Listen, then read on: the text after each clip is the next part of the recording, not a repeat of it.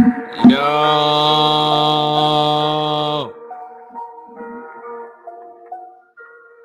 What's up, man? Let's get it.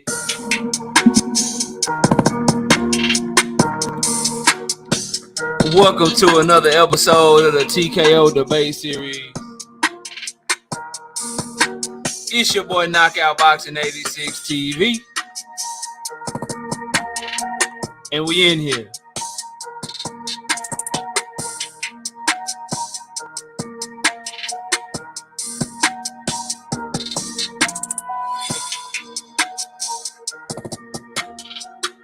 Smash the like button as you come in the build.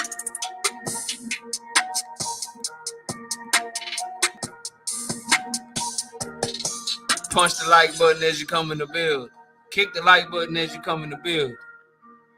Elbow the like button as you come in the build. Yeah. What I'm saying is, help my algorithm, man. If you want to donate to the Cash App, y'all see it down there. If you want to hit that super chat button, you see it down there. Most of all, if you want a great show, you gotta hit that like button, man. We on fire tonight. Tank and Ryan just finished their press tour.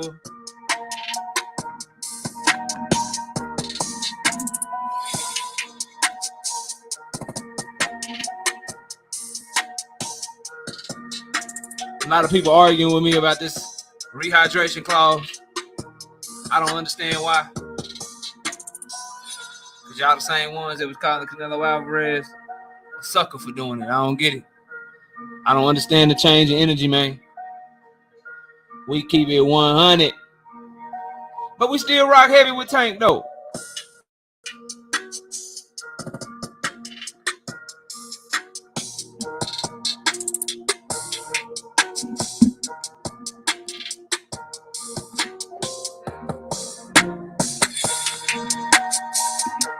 Y'all can't see me, but I'm dancing.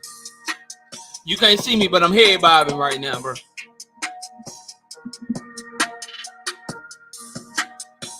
Let's go.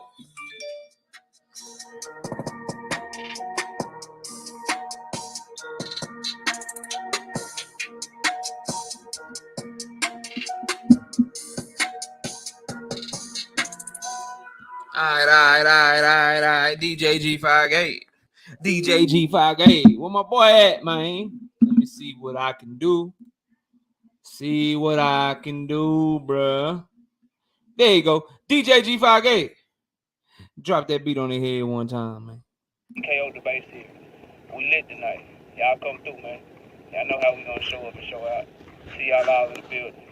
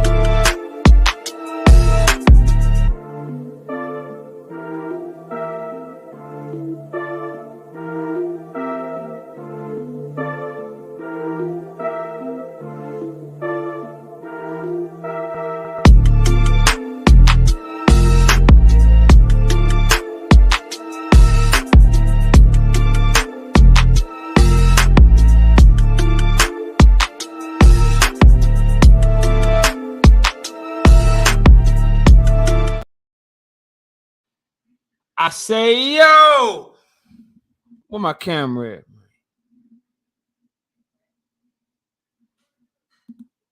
There we go. What's up with y'all, man? Welcome to another episode of Knockout Boxing 86 TV.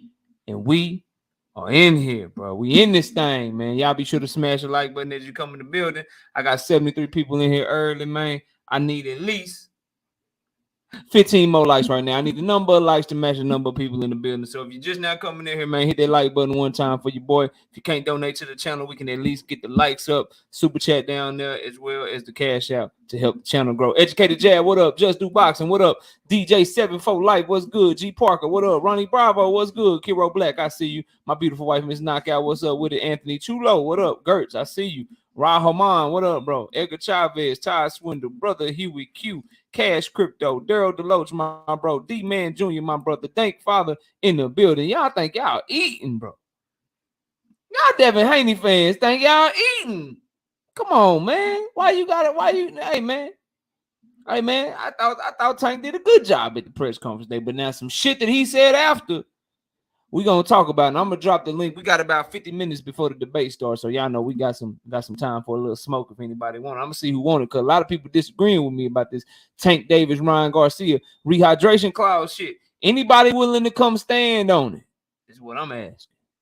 I got 50 minutes for some smoke. Anybody willing to come stand on it? Because I just watched my brother. I don't know if he in here yet because I ain't scrolled down. I just watched my brother Key on video on Everything Boxing. I heard what Tank Davis said about it, because they asked him. Somebody finally did their damn job, and they asked him about the rehydration clause with Ryan Garcia, and his response just made me shake my head. But Mike Biggs Boxing, what up? Jelly Bean, I see you. William Old School, Seattle Rick 206 in the building. William Old School, I be who I be and no one else. Sports matchups with D Free. Do I got the right number for you? I texted you like a week ago. You still ain't hit me back yet. I know it's because you cheer for the damn Washington used to be Redskins and shit. So you don't want to respond to me just because we are the dynasty in the division. Because we are the Cowboys. That's why you don't want to respond to me, bro. I got it, though. It's cool. You know what I'm saying? You ghosting your boy now. You ghosting your boy because the Cowboys have always been, and will continue to be better than your Washington football team. That's why you don't want to respond. I got you, bro. It's cool. Shout out Truth Speaks. I see you. What up, man? What's good with you, bro? William Old School. Big Money and Walt Daddy. My bro, what up, Omega? Salute to you. A1 Hoop Zone. Chef Dre Boog in the building. DP, yeah, with man. DP Rocker, what up? Willie Williams, I see you, Dub. Right side. Never on the wrong side. Y'all be sure. Dub right side has started. He has started his debate review show. So after every debate that we have here, Dub right side goes live and he is going to break down the debate. So after the debate, you want to talk about it, you want to say the judge got it wrong, you want to say the judge got it right, you want to talk your shit, you want to call out somebody for a debate, that's the place that you can do it. Y'all go holler at Dub. She in the building. I see you. What's up with it? We got shout out to yes, him, bro. Shout out to Snacks B, man. Appreciate you in that super chat yesterday, man. I was debating, I was cooking. You know what I'm saying? I was cooking up a good meal, so I be busy. I take everybody serious, so I'm listening to them. I'm trying to cook them snacks, trying to give you a show. I hope you enjoyed it, man. Hope you enjoyed that massacre, man. I wouldn't even call it a debate, man. Hope you enjoyed that one-way traffic that we put on for you. Skywalker, I see you, bro. And I see your super chat down there. I got it saved, bro. So we're gonna get to it. I got it, Skywalker. I ain't missing no more. Judah Ben. Hey, Judah. Hey, undercard boxing is in the background already, bro. He was up here early. I had to tell him, say, bro, debate don't start till 8:30. Like, all right, I'm just gonna run around, but I'm right here though. He already ready for you, homie. He already back there ready. Like he back there ready. So I hope y'all coming with it. You know what I'm talking about? Because he ready. We're gonna see what y'all boy bring to the table tonight. I can't wait, man. 2 people making their debate series debut. Let's see what they got. No evidence. What up, bro? Who else I got? Did I say what's up to you, Gertz? If I didn't, what's up with it, bro? Robert Singleton. What up, Rob? Michigan in the house. There my brother Skywalker go. Skywalker Boxing, hashtag TWT in that super chat with the $5. Fire, this debate going to be dope. I'm with that, you know. I'm with that. Remy, What's up, Remy? Remy? I ain't seen Remy over here in a long time. Remy don't usually, you know what I'm talking about. But he over here for Judah. What up with it, Remy? Who else we got? Skywalker, what up? We said what's up to you. BFTB, what's good, bro? Salute to my brother BFTB. Fire show today. Somebody say he on the payroll. Hey, BFTB is on the Devin Haney, Bill Haney payroll. He get paid $100,000 a month. Just so y'all know, that's you know. So if you need some, BFTB got you, is what I'm saying. R Breezy, what up, bro? Salute to you. My brother Key on everything boxing. What up, man? Salute, homie. Salute to you, bro. Picasso, what up, homie? What's up with it, bro? Shout out to Picasso in the building, man. Marquis, I see you. I see you. We gonna keep it going, though, man. I'm trying to get to the bottom of this. I want to acknowledge all y'all, bro. Smash my like button. No, Mark West, what up? What up? What you say, D Free? They will never be better than them lame ass colors. Man, we got the best jerseys in football. Stop playing with my Cowboys, bro. We got the best jerseys in football. Rick Timms, what up, man? What's good with it, homie? Michael Ray, I see you. What's good? What's good, bro? Well, Schizo Paul, my brother, he be riding on YouTube and Twitter for you, boy. Shout out Schizo Paul, man. Tank has a cute WC colored transgender purse. Damn, y'all think y'all eating, bro. Y'all think y'all eating on the old Tank, man. Hey, man, do y'all thing. Chef Boy ID, what up, man? Chef Boy ID, what's good with it, man? Who else we got, bro? Who else sliding up in this thing? Robert Sing's in the super chat. Jay Grant Jr., I see you, bro. What up with it, man? Robert Sing's in the super chat with the 5 lights. Say, salute, homie KO. I really hope Tony wins this weekend against Zoo. I want this male Tony trilogy. The trash talking was epic, and both fights were fire. Y'all want to know who I'm picking in this fight? Got to join the channel as a member. The channel members already know who I picked. Cassandra, what's up with it? The channel members already know who I picked in that Tim Zoo Tony Harrison fight, and I picked them like on Monday or Tuesday, bro. Rahman with the $2 in super chat says, "What's better, Cash App or super chat? Don't matter, bro. I appreciate any support you're willing to give, bro. I am not picky, man. I'm just here to work. Hope y'all enjoyed the content, dog. Seattle Rick in the building. Life is good. I see you. I'm scrolling down a little fast, y'all. LeVar Cooper, I see you. Shout out to everybody, bro. All right, let's get to it, man. Let me drop the link. This ain't the debate link. This is the link for the next 30, 35 minutes, 40 minutes. I got time, man. I'm about to cook on this Tank Davis, Ryan Garcia shit, man. But there go the link right there for anybody if you want to come up here and disagree. You know, you want to come up here and disagree, man. Y'all feel free, bro. Man, Sean Clark, what up? What up with it, bro? Look, man, let me tell y'all something. Real talk. Life is good. I wish I was that young, but yes, bro. I was 11 years old the last time we won our championship. Now, bro. Oh, there go True Speaks. I'm gonna let y'all go first, bro. Keon, I already heard what you got to say, so I'm gonna let Yeah, let him go. I already know where you stand on it. True Speaks, Yeah, talk let people come up here and defend that. True Speaks, talk to me, bro. I'm not really defending the hydration, but I mean, the A side dictates whatever it happens. I mean, it's an unfortunate side of boxing, but in business, hey, get your numbers up. I got you. Look, man, this is where I'm at, y'all. I consider myself a boxing purist, bro. Like, I love the sport of boxing more than any fighter that I'll ever be a fan of. I'm a fan of boxing because I was watching boxing before Jesse Bam Rodriguez, Tank Davis, Abdullah Mason, Virgil Ortiz, Jerron Boots Ennis. All these dudes is fighting now. I was watching boxing before them. I'm gonna watch boxing after them, bro. And what I don't like, I hate it when Canelo do it. I hate it when Floyd would do it. I hate Oscar doing it. But I don't like people being able to negotiate competitive advantages into a fight. It's just not, it's not good for the sport. Number one, if you selfish as a fighter, it just make you look weak. It make you look like you don't believe in yourself.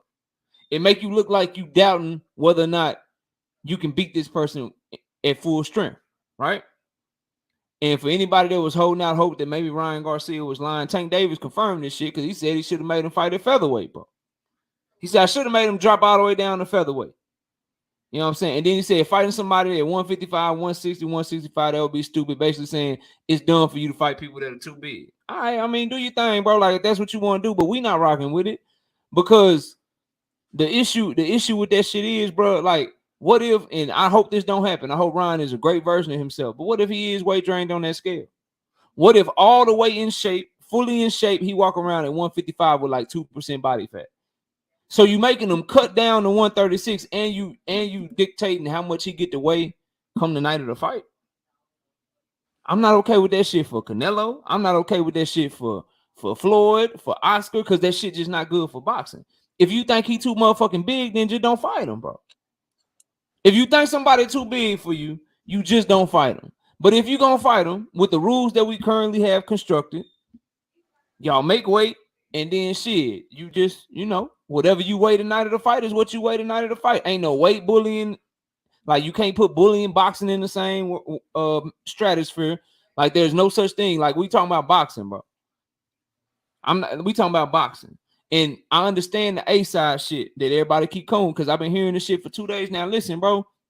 If you the A side and you need to get more money, get your money, bro. If you the A side and you want the blue corner instead of the red corner, bro, get your corner, dog. If you the A side and you rock with Grey Goose vodka, but the B side rock with Ciroc vodka, and y'all both got your motherfucking sponsorship deals from them, then guess what? You the A side. We putting Grey Goose on this motherfucking match, on this motherfucking mat, because you the A side. You know what I'm saying? But shit that can affect the outcome of a fight, I don't think needs to be involved in negotiations between fighters. You can literally, in boxing, I need y'all to understand this. You can literally in boxing be like, yo, I'm the A side, and I move really well. I got great lateral movement, and I got a great jab, and I'm tall and rangy. And since I'm the A side, we about to fight in this big ass ring. They can negotiate that shit, which can affect the outcome of the fight, because you fighting in this big ass ring and you able to dictate the way the ring is to your advantage. You could be the A side and you could be like motherfucking Canelo, no motherfucking knees, no movement, can't move at all, and you could be like, yo, I'm the A side, I'm really good as a pressure fighter. So you know what? Let's fight in this small ass ring. So that way I ain't gotta find you too much. That way you can't move around on me, and I'll be right there to beat your ass. So, KO, would you say the same thing about boxing glove size? Wouldn't that still come under the same? That shit should be standard across the board. Okay. If, like, I think up to a certain weight class, they fighting 8s. Above that, they fighting 10s, right? So if we both fighting in 8s, you don't get to tell me, hey, bro, I'm the A side, you got to wear Grant gloves. What if I like Reyes? What if I like Everlast, bro? As long as these motherfuckers 8 ounces, why you get to tell me what to put on my hands? It's my gloves, bro. I'm the one fighting these hoes. Shit like that, bro. And I get what people saying. Ryan agreed to it. Well, if he didn't agree to it, we call him a duck. And just because he agreed to it, bro, don't make it right. Just because it's been around this long, don't make it right. The issue is, bro, that it's wrong when everybody does it. But if we just accept shit that's fucked up in boxing, bro, ain't shit gonna change. And I'm not gonna be okay with it, because I already know what's gonna happen, bro. I know what's gonna happen. People that hate Tank Davis, if he go in there and he cold clock Ryan ass, oh man, he was scared. He didn't fight him at his full strength. You giving people legitimate excuses and legitimate outs when you do shit like this, bro. You need to fight him at a weight class, and then once y'all both make weight, you shouldn't be able to. He could literally be like, "Yo, you can't drink a certain amount of Pedialyte, bro." But remember, you can only drink 1 Pedialyte instead of 2, because your ass got to be 146 tomorrow. But I'm not rocking with that, dog. I'm sorry, and I love Tank, bro. I love him. I think he beat everybody from 140 down, and a lot of people disagree with me. But it's shit like this that I'm not gonna ride with, no matter how much I like you as a fighter, bro. I just can't do it. Except because I feel like I'll pass it to you, Key.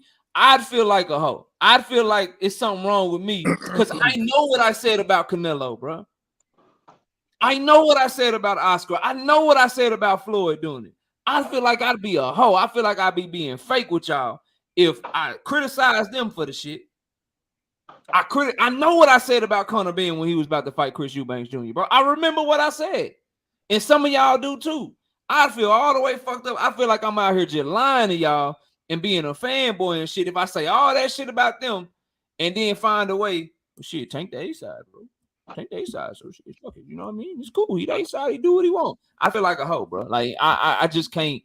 I'm not built like that. You know what I mean? So that's really all I got on the key. Go ahead, bro. Talk your shit.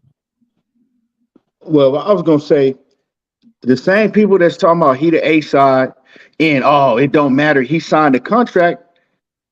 Y'all the same ones. Y'all the same ones that was getting on Canelo. I seen it. I'm watching your channels. When Canelo was doing shit like that, y'all was on his helmet, calling him all type of shit, along with myself. But now it don't matter. He signed the contract. Oh, he signed the contract. And he signed the contract if he hadn't to sign the contract, right? And if he had pulled out and said, this is why I'm not fighting Gervonta Davis, because he's trying to basically weight drain me. He put a rehydration clause in. Y'all would have been all on your channels talking about Ryan Garcia ducked and Ryan Garcia that, and he was clout chasing and he was scared and he was this and that. Real talk. So, you know what I'm saying? You can't have it one way for a fighter because you don't like that fighter. And then when you like a fighter or when you rock with a fighter, then, it's okay. It's fine. You don't say nothing about it. Keep it 100. Keep it 100 all the way around the board. That's all I'm saying. Yeah, and the thing that, and I pass you true speak. Shout out to Jermaine Bean with the $5 and Super Chase says keep on punching, knock out. Best dad ever. Don't do that shit, bro. Don't do that shit. Talk about some crybaby ass ninjas still going on about. Come on, bro. It's Team Tank over here. Best dad ever. Best dad ever. He's not even a boxing fan. He's just a Gervonta Davis fan. He don't even talk unless it's Tank Davis. You don't never see him comment or talk about nothing unless it's Tank Davis' name brought up because he's from Baltimore. So I expect him to say some shit like that. You know what I'm saying? We know what he's doing right off the rip. Come on, best dad ever. I ain't crying, man. I call it how I see it, man. Shout out Big Money Walt Daddy Ice with the $2 suit. Just said, let the little nigga get his rehydration clause. No, bro, he don't need, and that's the thing that pissed me off. He don't even need to do all this extra shit, bro. We say he don't need to do it, but for some reason he feels that he needs to do it. He feels that he needs to do that though. Floyd. That's where I think he just on that Floyd shit. I think it's another part of the game that Floyd and them that he took from him, and he like shit A-side shit. They what the A-side. Nah, bro, because I heard that man talk. I heard that man talk out of his own mouth, dog. And if he believed in himself like that, like we all looking at him and we like, man, Tank, this and Tank that, and he believe this and he believe he the best. I cannot sit up here and tell you that he believes in himself like that he believes that the same thing that all y'all saying I can't. He's showing me he don't believe that, because if he believed that, he wouldn't be doing this shit. You think that Errol Spence would do some shit like this? Real talk. Nah, but what I'm saying is Floyd did the shit, and I think he believed in himself at the same time. I don't think that's mutually. When did Floyd put a rehydration clause on somebody? Because we keep on saying that Floyd did it, but when did Floyd do this? He did. I don't remember Floyd fighting. I don't remember Floyd fighting and putting no rehydration clause on nobody. I don't know about the rehydration clause. He did the catchweight shit. I was talking about the catchweight. But that's what I'm saying. We can't put this on Floyd and keep saying, "Oh well, Floyd did this and Floyd." Because I don't remember Floyd ever putting no rehydration clause on nobody. So we can't say that shit because you got a lot of knucklehead ass fans running around using that shit, but they can't tell you when Floyd did it. Okay, Floyd has fought at catchweight. Didn't Oscar do it a couple times? Did Oscar put a rehydration clause on somebody? I don't know. Or maybe Manny. It's a lot of people that did that shit. I know Canelo. We know we've known fighters to shrink fighters down in weight, right? We've known that. But to do that and then put a rehydration clause on somebody, like goddamn dog. You know what I'm saying? Oscar did that for Bernard. But go ahead. Yeah, he put a rehydration clause on Bernard BF. Yeah, okay, yeah. I mean, it's been so long. I don't remember. That fight was shit, and back then it was different news outlet and shit. So I mean, I don't remember. But I'm saying, there we go. I knew that's not like a lot of people are in my comments saying, "Oh, this is standard practice." Y'all just start fucking watching boxing today. This ain't standard practice. Then a lot of people using, well, the IBF does it. That's fine. if you have a sanctioning body and they telling both of y'all that both of y'all got to do something, well, you got to do it. But this is not just standard practice. Like real talk, man. Like now, my whole thing is like, okay, what if he had to fought Devin Haney? Devin Haney big. You know what I'm saying? Would he try to do the same shit to Devin? Like, oh, you know what I'm saying? We got a rehydration clause on you. You can't be. Come on, bro. Like that's not like, to me, that's not no just real gorilla shit, because he's supposed to be a gorilla and this. That ain't no gorilla shit, dog. And you doing it to Ryan Garcia. I heard you knockout. You said on several occasions before, me and you even had debates about this. You said Ryan Garcia wasn't shit. I've heard BFTV say that, you know what I'm saying? Ryan Garcia. Right now. You ain't got to worry about me hearing me say. I'll tell you right. But I'm just saying, right? And I'm making a point. So that mad Ryan at this Garcia nigga for ain't doing shit. this shit because we don't need it. I'm not right. So with that being said, a lot of people saying that, right? And I'm not talking, and I'm just using y'all as examples, right?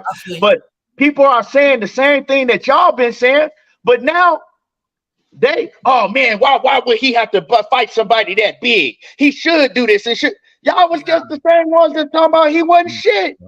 He ain't shit. And he was a fucking ballerina dancer and goddamn TikTok star.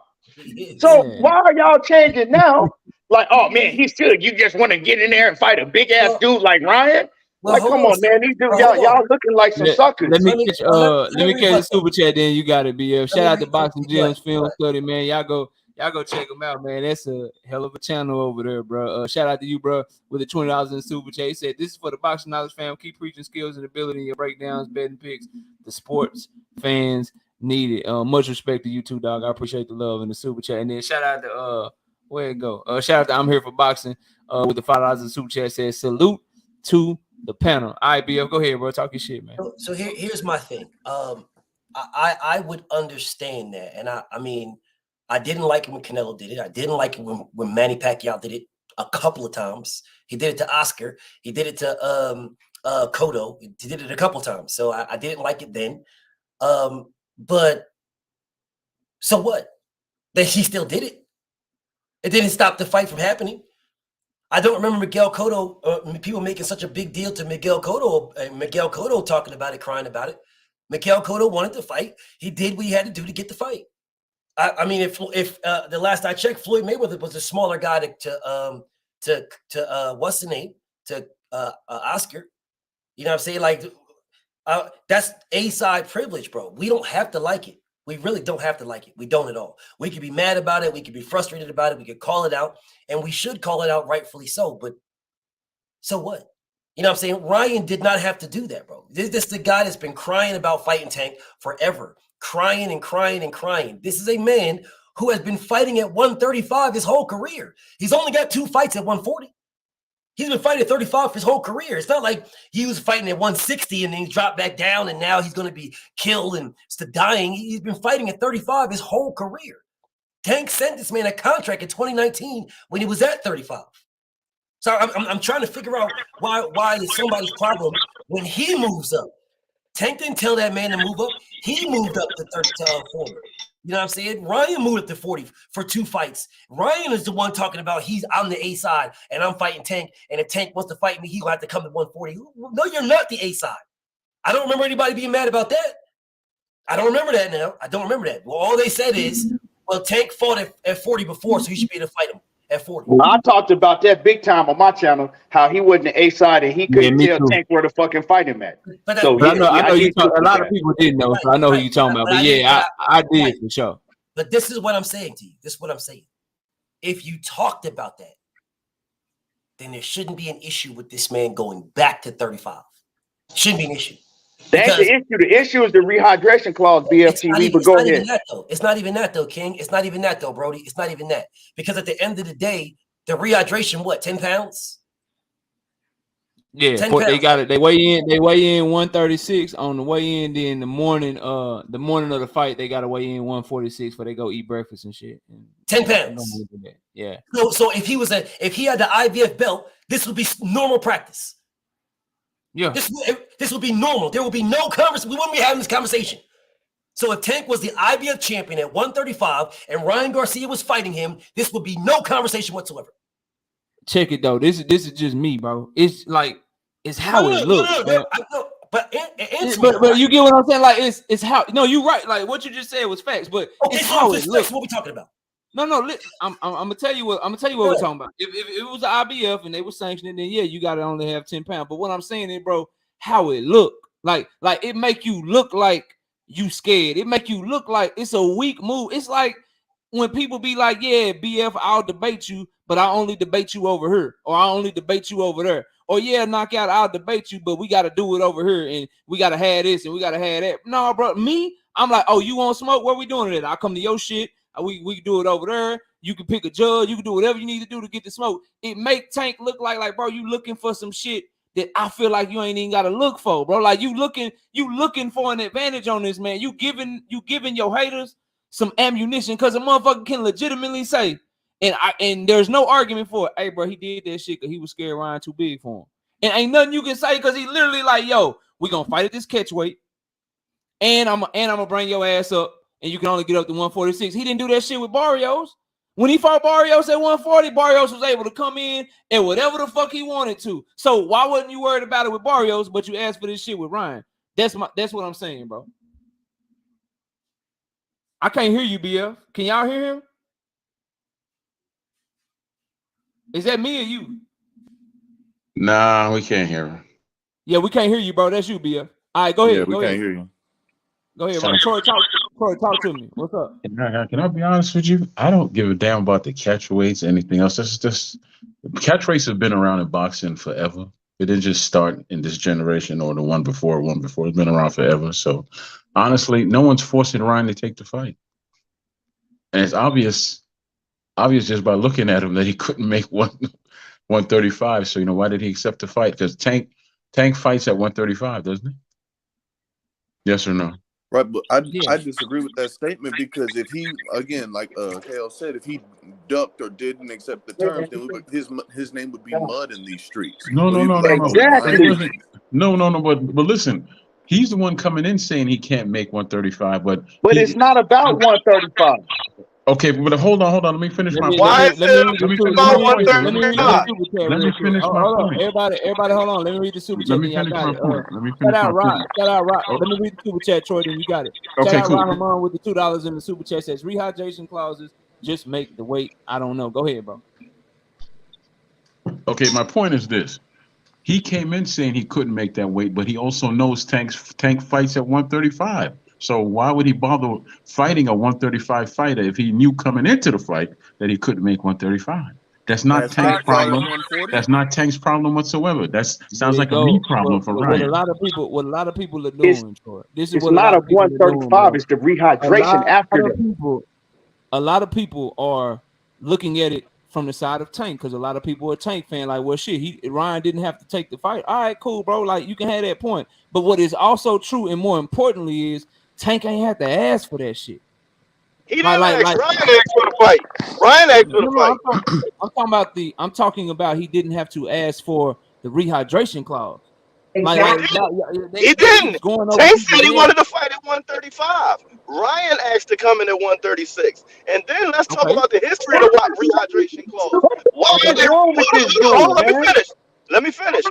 What is the history of the rehydration clause? The rehydration clause was invented after Arturo Gatti for Joey Gamache. And what does that have to do with what we're talking about right now? If you let me finish, you'll figure out what it has to do with it. What happened was in here deflecting, bro? That don't have nothing to do with what we're talking about right now. You're talking about some shit that happened in the 1990s and shit. I'm talking about a rehydration clause and a reason for it. It's for the safety of fighters. It's why we have weight classes. It was because a guy came in at 160 after weighing in at 140. Crown Jewel, listen to me, bro. Okay. Does the weight of a fighter, can the size of a fighter help dictate the outcome of a fight? Yes or no? Absolutely. Okay. All right, cool. That's why you have weight classes. No, just listen to me. If the weight of a fighter can dictate the outcome of a fight, why should fighters have the right to negotiate the size? He shouldn't have. He should have. Tank made a concession. Listen, it's not a Tank Davis problem. It's a boxing problem. It's a problem in all of boxing. In a sport where you can really go in that bitch. Ask Dashadev, ask Yorbaselli, who just almost got killed by David Morrell, in a sport where you can literally fucking die, bro. Like you can go in that bitch healthy than a motherfucker in the best shape. I have a stable mate that died in a world title fight. Hold on, bro. Let me finish on my own channel, bro. You can go in that bitch and you can die. Somebody can catch you with some shit and you can die. And we both agree that the size of a fighter can dictate the outcome of a fight. If they both relatively got the same skills, but one of them is bigger, usually the bigger guy gonna win that motherfucking fight. So we all know this shit. We all know that people die in the ring, and we know that if you big and shit, or if you little and shit, that could kind of affect the outcome of a fight. We know this shit, but then in the same breath, we want to be cool with people being like, "Hey, bro, look, check this out, bro. You walk around, you all the way in shape and shit with 2%, 3% body fat. You walk around at 150, 155. I need you to cut down to 136. Oh, all right, cool. I really want to fight. I'm gonna do that shit. Oh, hold up. On top of cutting to 136, say, bro, instead of drinking that whole gallon of water, I need you to only drink a cup of water. Hey, instead of that steak or that pasta that you might want to eat after the weigh-in, I need you to just have a chicken breast and some salad, because tomorrow you need to weigh in at 146. We are in a position where people literally for years have been able to tell people how much to hydrate up to, how much food to eat. You're moving the goalposts. That shit has no place in boxing, bro. Hey, knockout it's real not quick, right, no bro. matter who's doing it, bro. Hey, knockout real quick, has bro. no place in boxing. People gain 20 pounds after the weigh-in. They need to go back to making people win the morning of the fight. Then we ain't got to worry about none of this shit. And if you can't make one, then fight a 35-pounder. I don't disagree with that. But Ryan, everybody will fight closer to the natural weight. I don't disagree with that. But to act like rehydration clause can affect the outcome of a fight, that doesn't make any sense, bro. It can affect the outcome of a fight, and fighters shouldn't be able to negotiate it. Once you make weight, you make weight. You can't tell me what to put in my body, bro. Once I make weight, I make weight. You can't tell me what to put in my body. If you worried about me being too big, then just don't fucking fight me, bro. Hey, real quick, brother, you gotta IBF. If it's a sanctioned body doing it and it's their rule, it's different from a fighter. Hold on, right side. Listen to me, bro. If a sanction, and then I gotta go to boxing gym. I don't have enough time. Hold on, Crown Jewel. Listen to me, bro. This nigga was jumping in front of a train for Gervonta Davis. God damn, dog. You're not gonna overtalk me on my own shit, bro. If a sanctioning body is doing it, that is completely different from a fighter doing it. A sanctioning body, that's what they're there for. They are there to do that. So if it's sanctioned by the IBF and they fighting at a weight class for an IBF belt or an eliminator or something, that's something totally different. We're in an age where boxers is literally like, yo, and I'm gonna leave it on this point and I'll pass it to Jim's. Boxers is literally like, yo, this is what you gotta weigh and this is what you gotta rehydrate to. Oh yeah, by the way, I'm a pressure fighter and I can't move like that, so I need the ring to be smaller. Oh yeah, I'm the A side, you a puncher and you the B side. So what I need you to do, I need you to wear these gloves that ain't puncher's gloves, because I'm the A side and shit. I know you probably won't punch gloves because you're a that's always facts. That's always happened. Facts, bro. Go ahead, bro. Talking. Leonard negotiated that against Honda. Let Jim go. Go ahead. Hey, let Jim go, bro. Go ahead, Jim. Hey, knockout. I just came on to show love. I ain't been through here in a minute. All good, bro. But yeah. What you just said, 100%, fam. That's facts. That shit been going on since shit the 40s. So you know what I'm saying. A side always gonna be A side. They always gonna dictate, and shit like Canelo weight then came and went, and don't nobody even talk about that shit no more. So Ryan agreed to it. Fuck it, it's a fight. That's it. It wouldn't have been no fight if he didn't agree to it, though. It wouldn't have been a fight if he didn't agree to it, and y'all niggas would have been crying talking about he ducked. So can I finish? Yeah, go ahead, BF. Judah being in undercard boxing. I see y'all in the back. We about 15 minutes from the debate, so we just cooking, and then once we get done, we're gonna get the debate started. But we got pretty much everybody up here. So go ahead, BF. Then I gotta let right side go, and I gotta let A1 go before we get to these debates. Go ahead, bro. And then me, and then. So this was what I was saying earlier when we're talking about Mario Barrios, right? Mario, we don't know what Mario Barrios' contract is. clause. We don't know if there was a rehydration clause with Mario Barros because Mario Barros didn't say anything. He didn't cry about it. He didn't say, I got a rehydration clause. He didn't say nothing. Thank you, BF. You know what I'm saying? God so damn. It's one of those things where, and we wouldn't have known that there was a rehydration clause in there if Ryan didn't say anything. Like my thing is this: Ryan, give himself an excuse. Hold on a second. Ryan knows. He knew, just like he was trying to tell Tank he's going to fight him here because he's the A side. He knew that he was going to have some A side things, right? I'm pretty sure there's a bunch of A side things that happen in multiple contracts that we don't know about. It's up to the fighter to tell us those things for us to have an opinion or a stance on it. If he would have never said anything, we would have never known. They just would have weighed in at 136 and then they would have fought. If we're talking about like the homie Boxing Gyms was saying, back in the 40s and 50s, bro, they weighed in the day of. That's that rule of weighing in on Friday, and that's not something that happened way back then. Yeah, it's new. They weighed in the day of, bro. So he would have known that weight. They would have weighed in at 136 Saturday. So that would have been that we fighting after we weigh in, bro.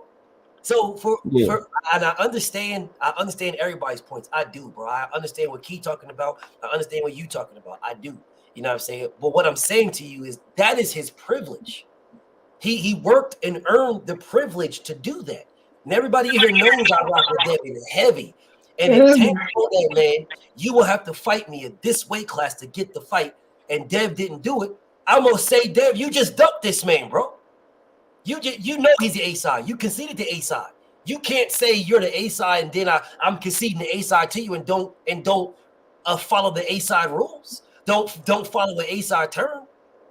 Go say do it and do it. I can understand if he said you can only rehydrate 3 pounds or 1 pound.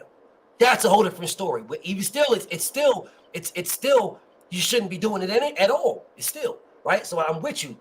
But saying you can go 10 pounds is not egregious when you were fighting at 140. It's not. I understand that, bro. I guess so. I agree with everything you said. The conversation I'm having though is, should it be an A side privilege? I feel you. Should that be something that we just sweep under the rug? So that's all. Like, should it be something that you can do? Can I ask you one question? I agree with you. I actually want to jump in and make a quick comment. Here's my thing. I agree with you. Should it be an A side thing, right? Should it be, right? That's not Tank's problem.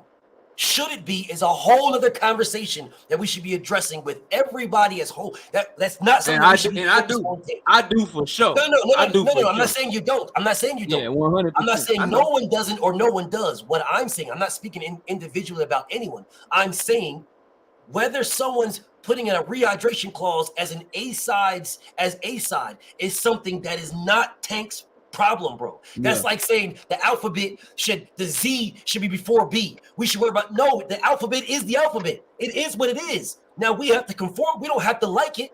We don't have to like that the Z's at the end. We can say the Z's in the front. We don't have to like it. We can talk shit about it. We can have our opinion about it, but it is what it is. And we can dislike Canelo for doing it, Pacquiao, Tank, everybody that does it, we can be mad about the situation, right? But we can't be mad at the fighter because that's their prerogative to do it. It's theirs to do. That's all I'm saying. I'm not happy. I don't like it, man. At all. A17, talk to me, bro. Talk to me. We gotta move this thing along. I gotta hear from A17. A17, what's up?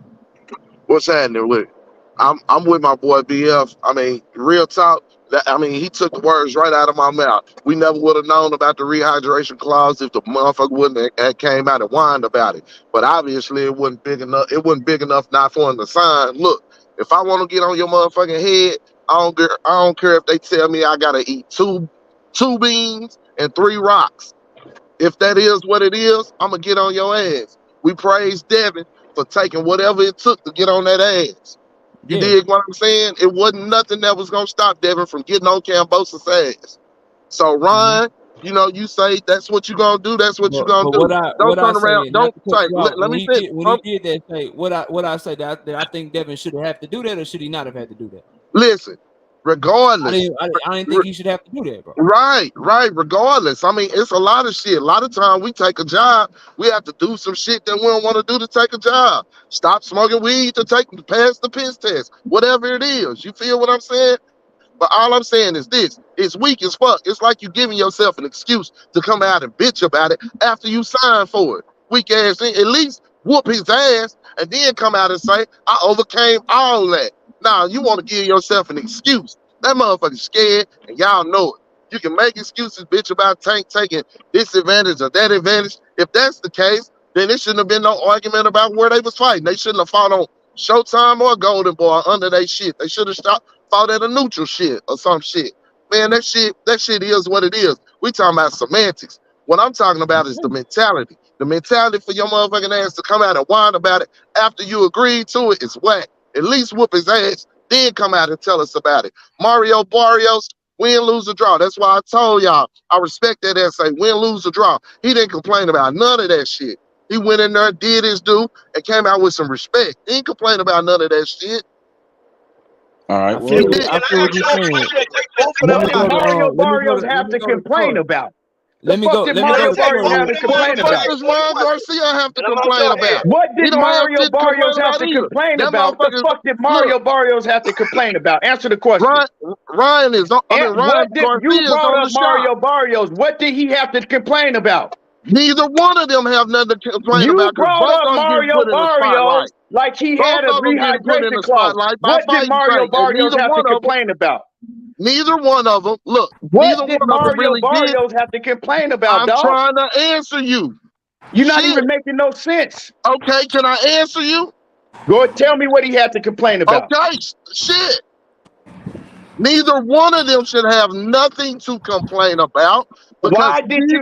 Goddamn. Okay, well, fuck. You brought up Mario Barrios and said he didn't complain about nothing. He just took his shit like a man. What did he have to complain about for you to bring him up? He jumped off, Keith. He jumped off. Let me go. Why did you even bring that up? Can I ask you a logical question? Hey, everybody, hold up. Hey, everybody, hold up. I gotta get ready to start. I gotta get ready to start this debate. All right. So Troy, I'm go ahead and speak your piece real quick. I was just gonna say, man, this really shouldn't even be a topic of conversation. It's so small. We should be happy that we're getting this fight because in this era of boxing, we really don't see fights like this. And I don't know if anybody's paying attention, but no one's talking about Plant and David Benavidez anymore. This fight came along and just knocked it out the box, and it's not till April, and they fight in March, right? Well, Tank is the A side. He's a bigger star. No, but I'm saying that this little one thing right here. Hold on, man. Hold on. You have to learn how to give people their time to speak. Hold on, bro. Don't tell me what I need to learn how to do. Why you always come over here? I thought it was the other brother that was talking. I'm sorry. Why do you always come over here on some weird shit? No. I thought it was the other brother. I know it was you, but listen. Okay. All right. Go ahead. Listen, this thing with the 136 is a small thing, man. We have what's considered a big fight coming up. That's non-title between two young guys that have power and speed, and they're still young and all that. We should be happy with that. This whole 1 pound thing is not important. And you said Thursday, right? You don't have to keep asking me. Yes, next Thursday. Okay, I'm just making sure. Bro, you talking about the debate, bro. Why you keep asking, bro? Yeah, I'm just making sure because I got a bad memory. I'm going to knockout. I'm talking to knockout. I'm not talking to everybody else. I'm the one that's talking to JD. Okay, Thursday. I'll see you on Thursday, and after I take care of you. When are you going to let me know what topics you want to do? Well, I'm gonna tell you on Wednesday. You said I have until Wednesday, right? So you want to have all this time to prepare, and you want to tell me a day before? Okay, how about this? No problem. How about this? I'll tell you on Monday then. You know, how about I just tell you on Monday? No problem. I'll tell you on Monday. Man, you a scary ass nigga. Who is that? Okay, I'll tell you Monday. Cool, right? Nigga, you serious? No, I'm gonna tell you Monday to be fair. I just wanted to point out. I'm gonna tell you Monday. Tell me Wednesday. No. I want to know on Wednesday. I won't even look at the message until Wednesday. Hey, yo, you a scary Okay, ass cool. nigga, But bro. thanks for the opportunity. And after I take care of you, Then I'm gonna go take care of this boy right here, BFTB, whatever his name is. I'm gonna go take care of him. And y'all have a good night. You can never fuck with me in life. Talking like I'm somebody warm up. You ain't gonna get past Yo, me. he a weirdo, bro. What you talking about? Like I'm somebody warm up. Scary ass nigga. Get that nigga off the panel, bro. And you better not talk about no Spence Crawford shit, man. You better Brian, give me something new to talk about. That nigga scared, KO. JD and Crown Jewel. Crown Jewel, I go to you real quick, bro. I gotta start this debate we about to have. Go ahead and give your last words, Crown Jewel. And I'd love to have you up here, man. Shoot me an email and we can get some debates and shit popping, man, if you're interested in doing shit like that. But go ahead and get your bars off real quick. Make it quick though, because I gotta start this debate. Go ahead, bro. All right, I'd love to do that, and I just want to talk to the flip side of the rehydration thing, the safety issue. I actually have a stablemate that died because he used to dehydrate himself and rehydrate all the time. He was former IBF lightweight champion Levander Johnson. This is why we have a rehydration clause. When you dehydrate yourself, you take the fluid from around your brain. You can put the water back in your body within 24 hours. You can't put the fluid back around your brain, which leaves nothing to cushion when you get punched. So not only is it dangerous to have really big fight. Hold on, let me finish. Let him finish. I gotta keep it going. Let him finish. And I believe y'all on. Not only is it dangerous for a fighter to go into a ring fighting a guy that could potentially be 15, 20 pounds heavier than him, going into a fight, it's also dangerous to the fighter that's participating in dehydrating and rehydrating himself. And that's all I want to say. It's a safety issue. It's not about favoring a fighter or not favoring a fighter. Fighters should just fight where they naturally can fight comfortably. Wait, but whose side are you on, bro? I got you, bro. We can't go back and forth. I'm on the side of boxing. I'm on the side of boxing. Hey, Crown Jewel, bro. I appreciate you coming up, man. I gotta have you hop off because I gotta get this debate started. But man, much love to you. Hope to have you back, man. Hope to have you on the debate soon, bro. Take it easy. JD, go ahead and give your last words real quick. Bro. Hey, I just came to see you got all the judges for tonight. Oh yeah, I got my brother BF. I got upper echelon that's judging, and I'm judging. So yeah, I'm good on judging. Bet. Hey, yo, look, I don't know why, but that nigga Ben Israel be calling me out, bro. So if you want to get cooked like a brand new all y'all gotta do is email me, bro. All y'all gotta do is email me. We can set the shit up. Just let me know, bro. Yo, tell that nigga to set it up because he don't even know what the fuck he want to debate me about. I asked him 3 questions. I said, yo, was Shakur Devin's mandatory, right? Who is undisputed at 135, right? Y'all trying to do a Shakur and Devin debate? Because he ride with Devin, right? No, I'm trying to do a Tank and Devin debate. This nigga here, he was y'all talking about absolutely nothing. All y'all gotta do, bro, work it out on right side shit or work it out amongst yourselves and then holler at me, bro. I got y'all. But I need y'all. I'm gonna cook that nigga like brand new bacon. He on some wild shit, bro. All right, bro. Holler at me, man. Just let me know. But I appreciate you, bro, and I'm gonna holler at you, all right? Yeah. Yo, BF, what up, BF? Yo, y'all do good on the panel today. Yeah, we good, bro. We good. We gonna get it in, bro. Appreciate you. What you can. All right, bro. For sure. Manager Marty, what's up, man? Talk to me real quick because I got to get to this debate, manager. But what you got for me, bro? What's up? Man, I just wanted to come on and just salute my man BF. That's my boy. What's up, BF? What's popping with you, King? And I seen everything boxing on here, so salute to him. But yes, sir. I'm gonna fall back. So I think you said you got all the judges, so I'm just gonna fall back. We got all the judges. We about to get this shit going right now. All right, I'm out your way, bro. Thanks for having me on. I'm gonna be watching the debate, brother. All right, man. Peace out. Salute, brother. All right, let me catch these super chats, then we're gonna get to it. Shout out to Sean Clark with the $5 in the super chat. Everyone got their opinions.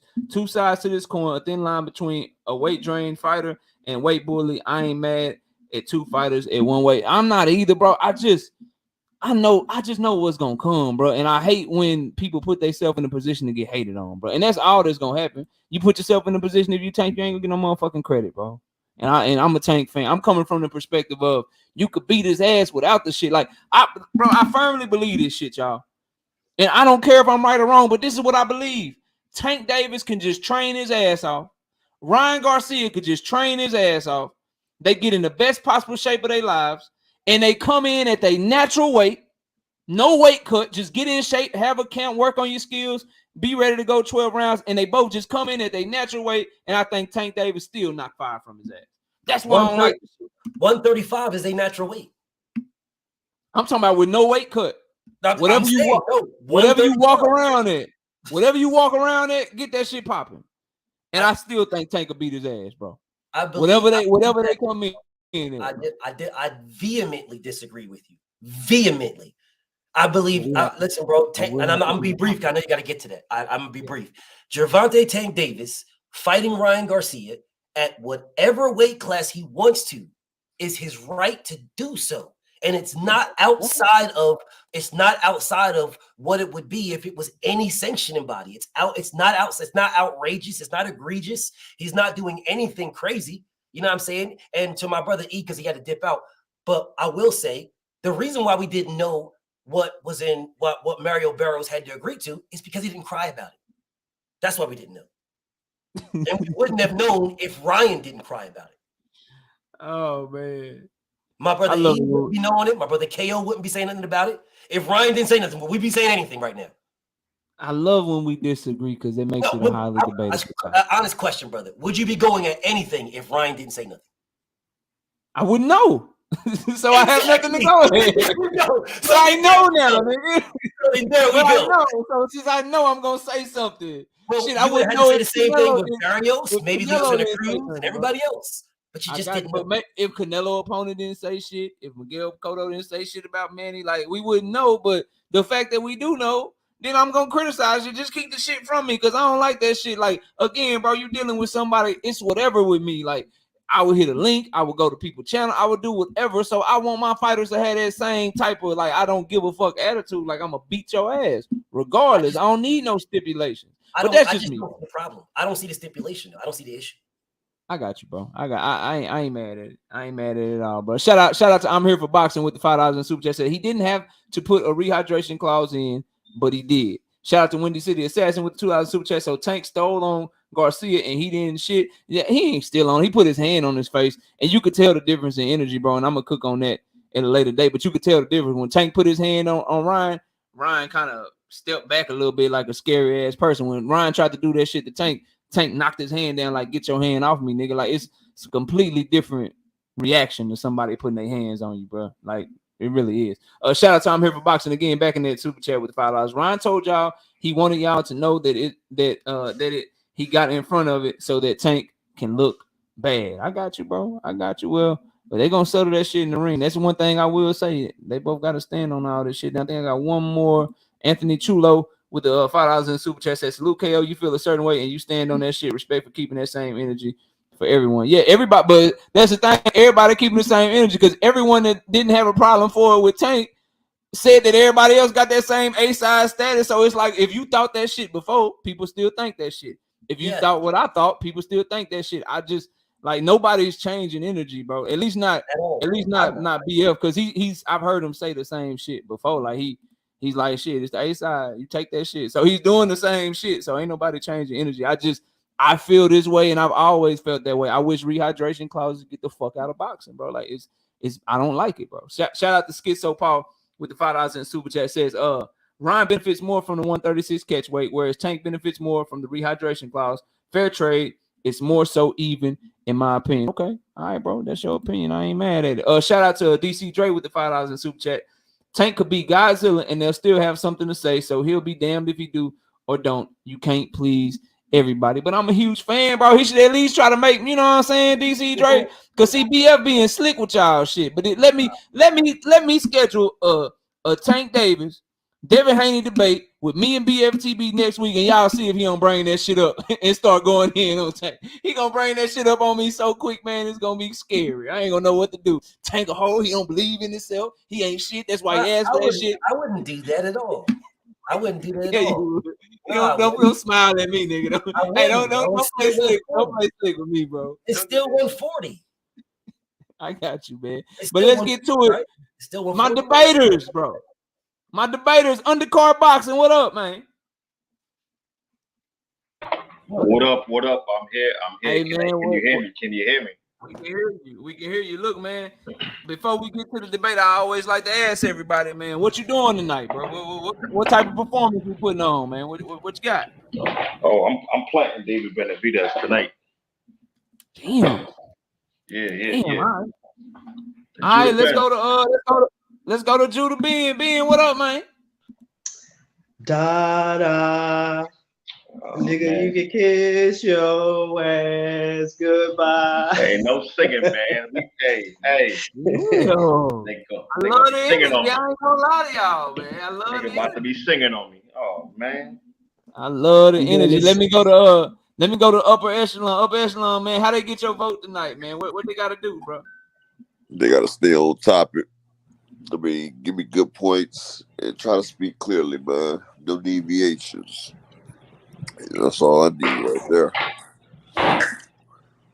Already. BF, what we gotta do, man? How they getting your vote, man? Man, listen, you staying on topic, you're giving me the facts. Even if, listen, bro, I'm gonna keep it a buck with you. Even if you ain't giving me the facts, if you're convincing in what you're saying, bro, I got you.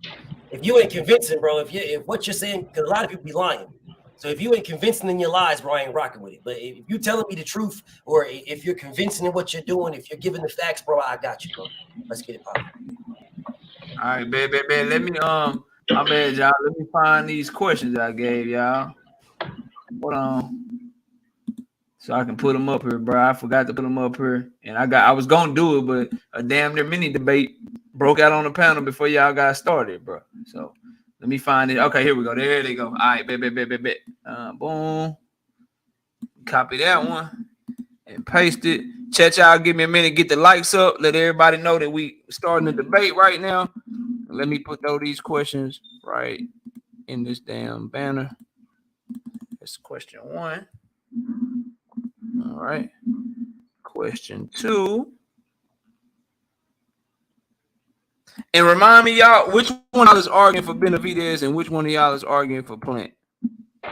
Plant. I'm arguing for Benavidez. I bet. And then the third question that we chose.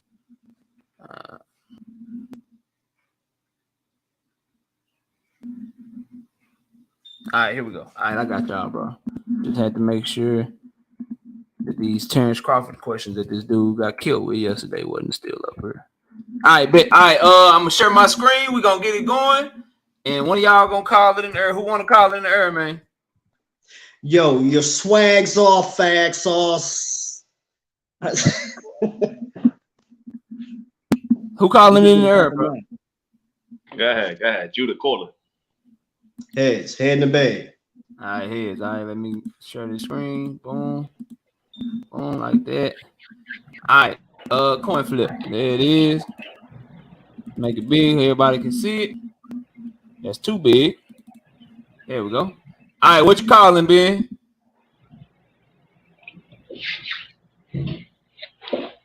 Calling heads. You got heads. All right, flipping it right now. Head in the bag. All right, it landed on heads. Who you want to go first? He can go. Go ahead. All right, good. You got David Benavidez, Caleb Plant debate. I'm going to undercard boxing. Undercard, you said you arguing for Benavidez? Plant. All right. Plant. Yes, all right, so here we go, bro. Here's the first question that we came up with. All right, so Caleb Plant has played a lot of mind games with David Benavidez. David Benavidez is guaranteed he's gonna knock Plant ass out. The question is, who has put more pressure on himself to deliver a great performance? Go ahead and argue your point, undercard. It's on you, bro. Thank you, everyone, for stopping by. About to plant this dude. All right, so the pressure is on David Benavidez. He's been labeled by a living legend in Mike Tyson, the Mexican Monster. Something he has to live up to. He's the one that called for the Canelo fight and is begging for the opportunity to fight for those undisputed belts. If only David had never tested positive for cocaine or missed weight, he'd have had that opportunity. Instead, he allowed Canelo to go on a European bum bashing and become undisputed. The biggest fight of his career could have been secured if only he had been more disciplined. David has never been on pay-per-view before. This is an experience that I have fighting Canelo in one of the largest pay-per-views to date, 800 pay-per-view buys, and selling out in Las Vegas. He has headlined his own cards, but he's never had pay-per-view or all access. He doesn't know anything about the bright lights or have experienced something onto this level. See, Plant has been here before. Not only did he fight Canelo, but he also fought Anthony Durrell on pay-per-view and got a knockout of the year in the process. Plant always shows up on weight, comes mentally and physically prepared, and we always come to win. We're going to come out with a good strategy, and at the end of the day, we're going to either win a unanimous decision in 12 rounds or plant David Benavidez on his ass. Also, the pressure is on David because he promised to knock me out and Plant in 6 rounds. So he's put extra expectations on himself. All I've done is show up, focus, and box, and y'all will Plant put on a masterclass performance, whether it's boxing circles around David Benavidez or put him on his ass, just like he did Anthony Durrell. I think we often forget that there is a similarity between Anthony Durrell and David Benavidez. Each of them have never defended their title. They have won it on multiple occasions because he's a 2-time champion, but he's never had the opportunity to defend his belt. While Plant was the IBF champion, he defended his belt 4 to 5 different times. I know that we all remember that Plant lost his belt in an epic fight versus Canelo, but I was given that opportunity because I stayed ready for the opportunity. I was on weight always, and I came up to fight with no cocaine in my system. The pressure is absolutely on David Benavidez because he put it on himself. He's never been here before, and he doesn't know what it feels like. That's my time. All right. It's on you, Judah Ben. You got 10 minutes for your opening statement. Question is, who has put more pressure on himself to deliver a great performance? Tell us why Caleb Plant has put more pressure on himself. Go ahead. Yo,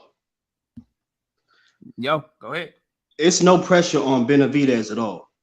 When has he not said what he was going to do and didn't deliver? See, Negroes believe David is too emotional and think that'll throw his rhythm off. When if you ask me, Caleb is more highly emotional when it comes to Jose Sr. than it comes to his actual fight with David Benavidez. David has been quiet and working extremely hard in the gym, while Caleb, weird ass, he out here trying to troll, posting videos and interviews of him buying David's web domain, which was 5 years ago, by the way. Then mentioning it now like he just bought it, like he spent millions upon purchasing. Like, this is the behavior of somebody definitely from a trailer park. That nigga Plant is B-Rabbit from 8 Mile. Like, trailer trash Caleb. Who sits here and buys another man's domain for his website, which is 5 years ago, by the way? So it says davidbenavidez.com, but it has all of Plant's merchandise and products on it. Like, it sounds exactly what a hunky would do if you ask me.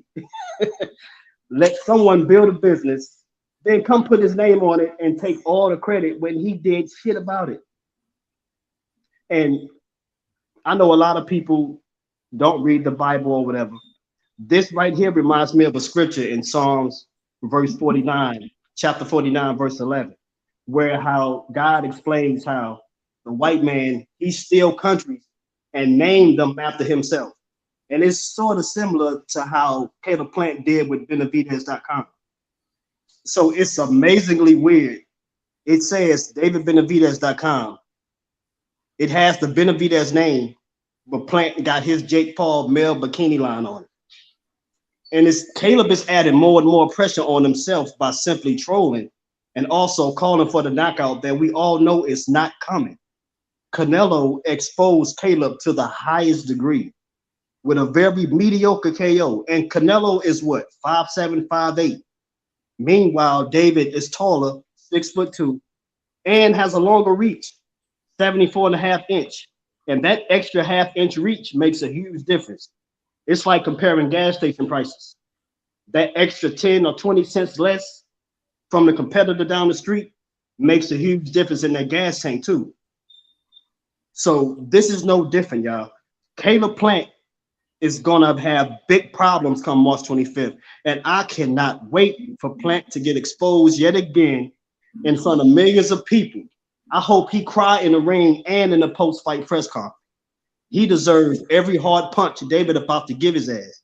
And I'm dropping bread, man. That bread man gonna throw in the towel like a ref throwing the flag on the penalty. Caleb Plant is done. He KO'd a fighter who was 1, old, 2, on his way out the door. Y'all, let's all be real. The rail was on his way out. And niggas acting like they never seen a hunky before. When niggas been doing the shoulder roll with fast hands, quick feet, etc., we've been watching Floyd do this for fucking decades. But since Caleb is doing it, it's better. Is this what we on? Is this get out? Caleb left hook. I mean, Canelo left hook.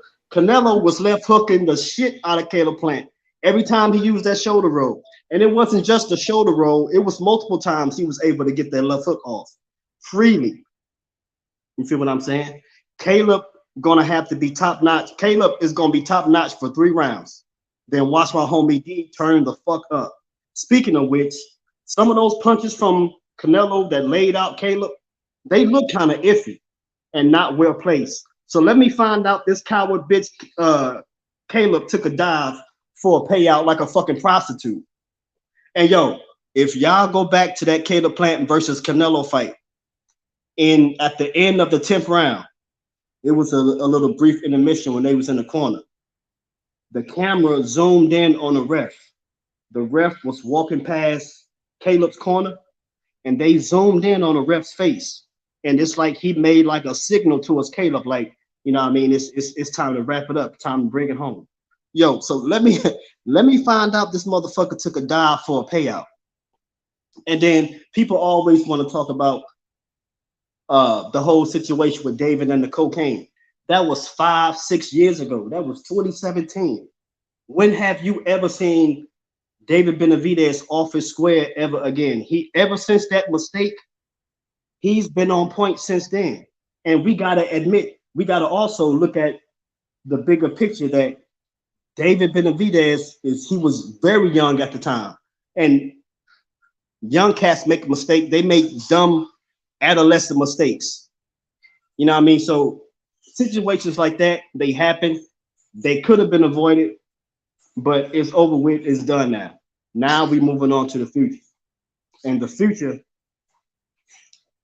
come March 25th, David Benavidez is about to lay this man out. And also, Darrell was a confidence boost for Plant's career. Caleb Plant had multiple times. He had multiple chances to fight this man, David Benavidez, but he kept declining. On multiple occasions, they kept asking him about the fight with David Benavidez, and he kept making excuse after excuse after excuse. But come March 25th, it won't be no more excuses.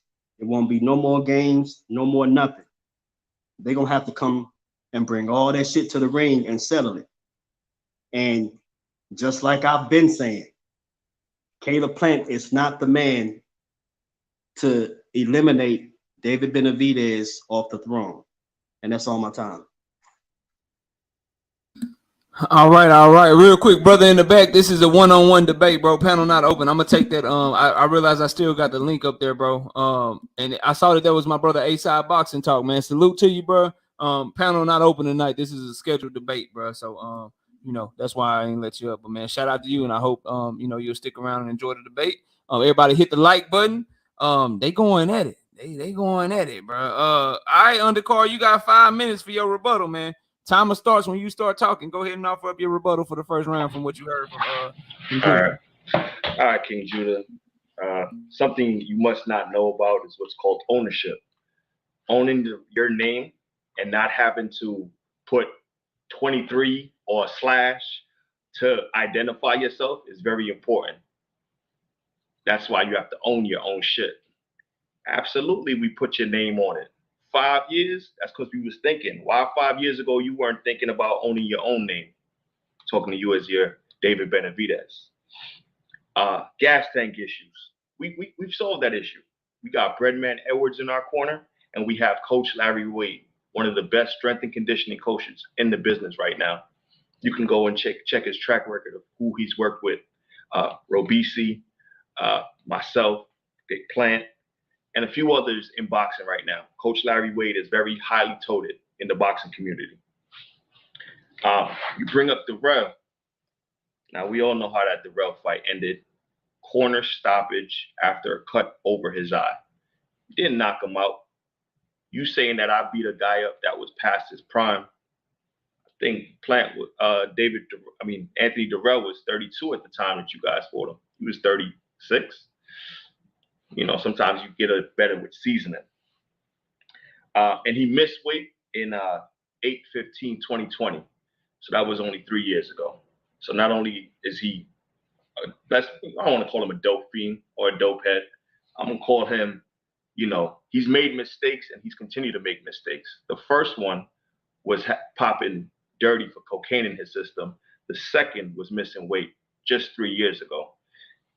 You know what? The only title that David Benavidez have ever successfully defended is his interim titles. He got 3 of them.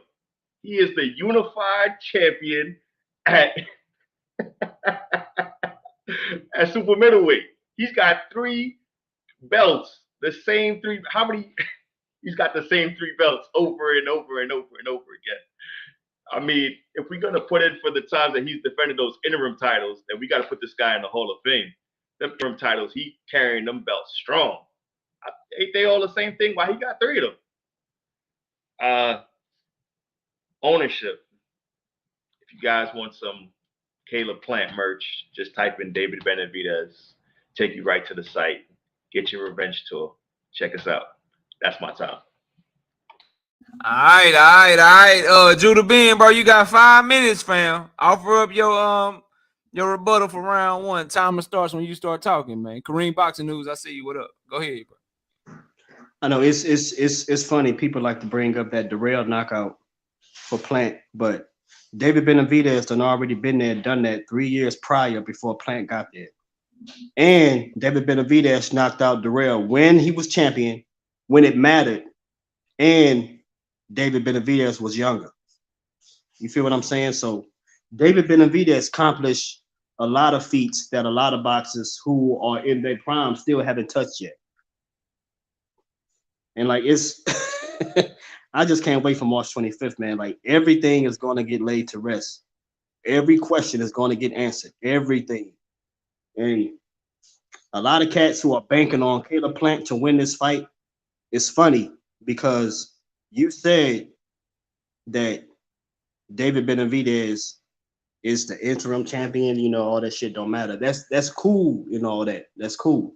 But the only belt Caleb Plant ever had that mattered, he got his ass whooped and knocked out by Canelo and lost it. So what are we talking about?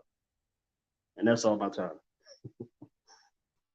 All right. We're gonna go to Upper first. Upper, who you giving the round to, man? Let us know who you giving the round to and why.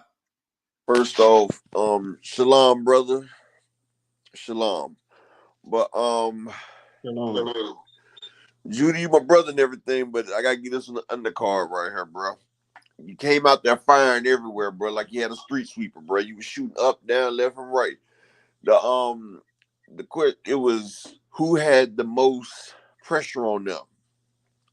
You was telling me what they would and wouldn't do. And see, I feel like undercard gave me a good when he was talking about how David Benavidez has to go for that knockout. He done promised a knockout and everything like that. So that's added pressure right there. You were saying what's going to happen, what's been happening, what the man about them trolling each other. So I just gave that the undercard right there because he stayed on topic more and gave me more points. All right. BF, who you giving? Oh, go ahead, Upper. I ain't say shit, bro. Oh, my bad. Go ahead, BF. Who you get first round to, man? Listen, I'm gonna keep it a buck with y'all, bro. I got respect for both of y'all, but I'm gonna keep it a buck. Swear to God, I thought we was talking about making cookies or something, bro. The question was, who had more pressure on them? I had no idea what we were talking about. I'm not even gonna hold y'all, bro. I fuck with y'all, so I'm not gonna sit here and lie to y'all, bro. I'm gonna keep it a buck. Like, who had more pressure on them? We was talking about cocaine and I'm sitting here like, bro, I had no idea what we was talking about. So for the interest of fairness, I'm giving this to Judah because my nigga gave it to Upper. Oh shit. All right, man. For me, I agree with what both of the brothers said, right? So I think they both started off on topic. Like, I heard Judah bring up DavidBenavidez.com. Like, say, bro, this man done made a whole damn website trolling with DavidBenavidez.com. Shit, he better win, or that shit gonna look hella stupid. Then I heard my brother Undercard Boxing. He was talking about, hey man, this man done promised a knockout. He was called the Mexican Monster by Mike Tyson and shit. He been chasing down Canelo. He putting more pressure on himself to win, bro. So all in all, man, I gotta side with Upper on this. I think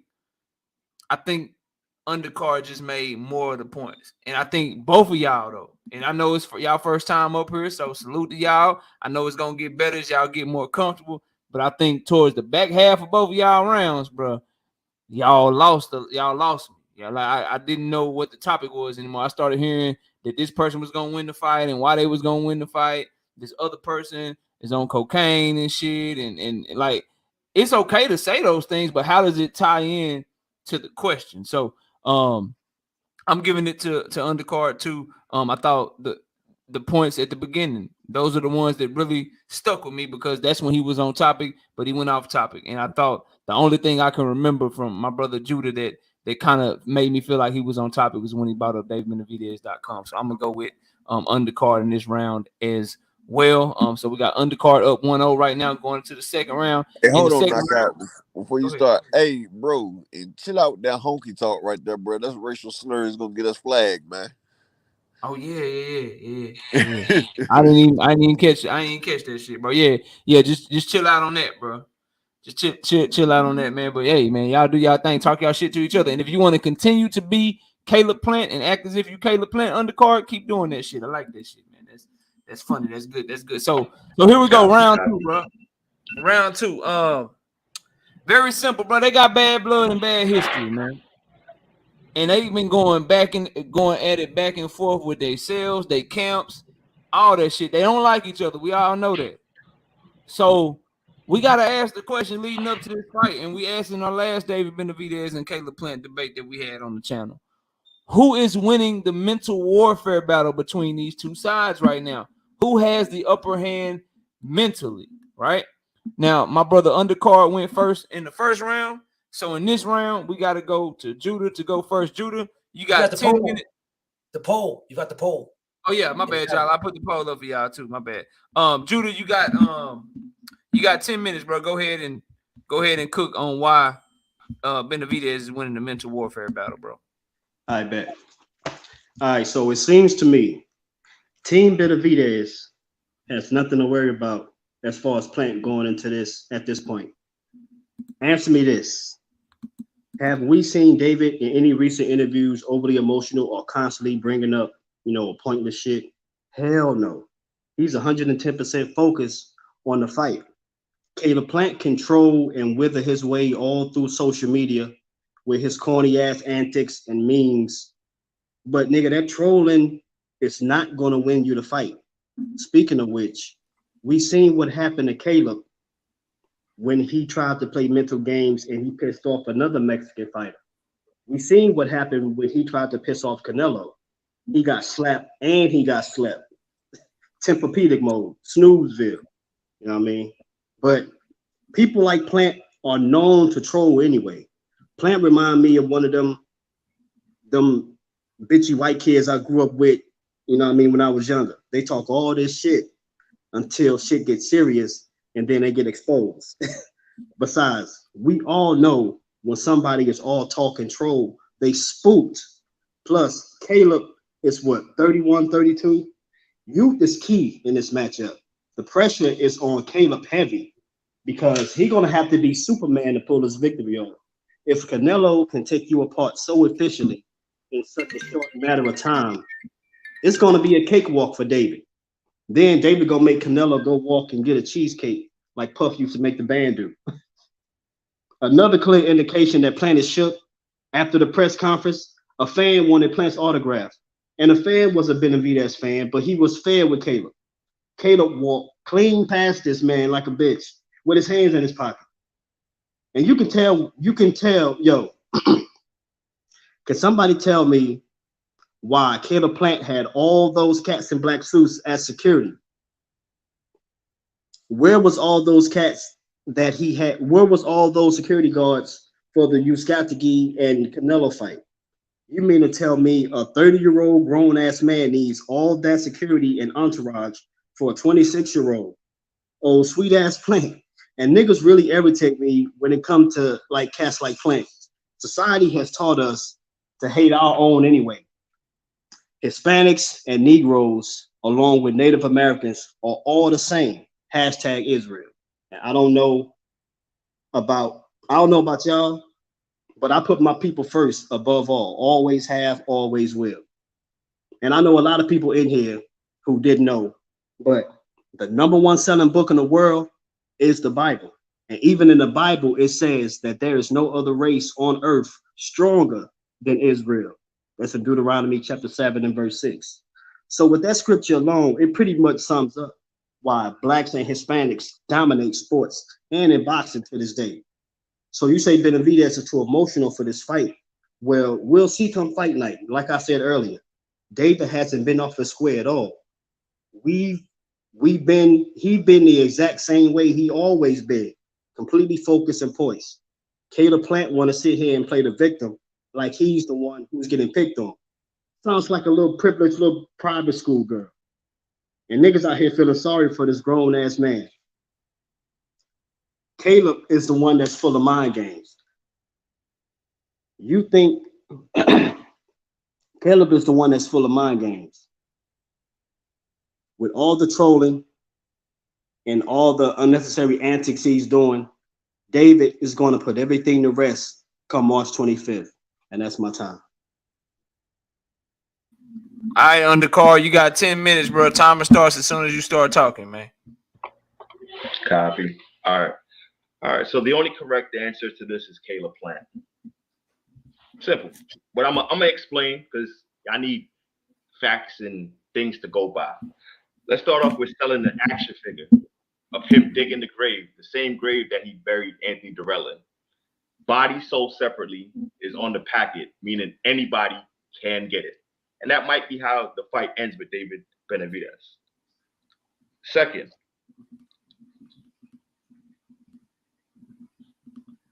a question to the audience. He is labeled the Mexican Monster. 26 fights, however many knockouts. Most of his fights were in Mexico, where he was fighting on cab drivers, taco stand holders, beating up guys that I could probably beat up. All right. Second, David is a lot like Bud. He's not a one-punch knockout artist. He is a cumulative puncher where he punches in bunches and eventually the ref or someone steps in to stop the fight. Of all David's knockout, has any of them ever been has any of them been TKO of the year?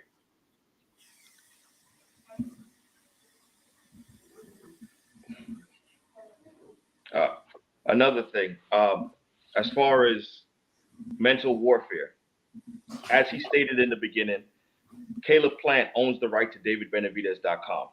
Please type in your phones for all Caleb Plant merchant apparels. That's right. We own the domain name for 5 years. Can you imagine explaining to someone that your own name doesn't belong to you? That's something very important.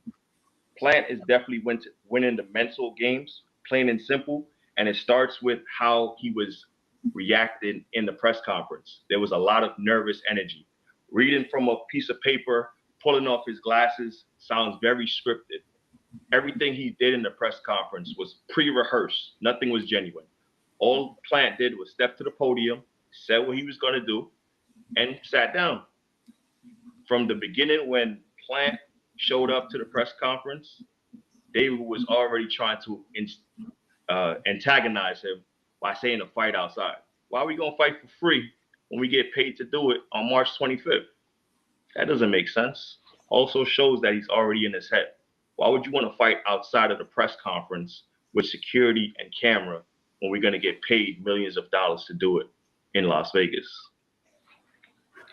Caleb Plant is the only correct answer to this question. Not only by owning David Benavidez's name, but what he's doing with it, which meaning he's making money while other people purchased his gear using that man's name. Ownership is very important. The power of ownership is why Plant is winning the mental warfare between David and Caleb Plant. That's my time. All right. You got 5 minutes, Judah. You got 5 minutes, man. Go ahead and offer up your rebuttal for round 2. Timer starts when you start talking, man. All right. Yo, so you think Caleb Plant is winning the mental warfare because he got David Benavidez's website with his name and everything? That's not guaranteeing a win on any scale. Like what is and like I said earlier, David Benavidez and Team Benavidez is not worrying about that childish kitty shit that Caleb Plant and his team is doing. They're not worrying about none of the antics or the extra goofy shit that they're doing. They focusing on the fight. David Benavidez is in the ring all day, every day, 5-6 hours a day. He not on social media trolling, making fake memes of David Benavidez's phone speech. All that shit is scripted. All that shit it's fun and games. It's cool. Like I said, it's not going to get you the victory. And also, what's worse, an accumulation of punches or a straight knockout? Because even Breadman himself said that an accumulation of punches at an accuracy that David Benavidez has is way worse than just a straight one-punch knockout.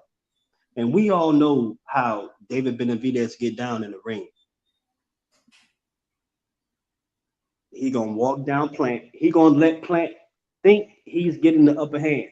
Like I said in round 1, Caleb Plant is gonna be top notch for the first 3-4 rounds.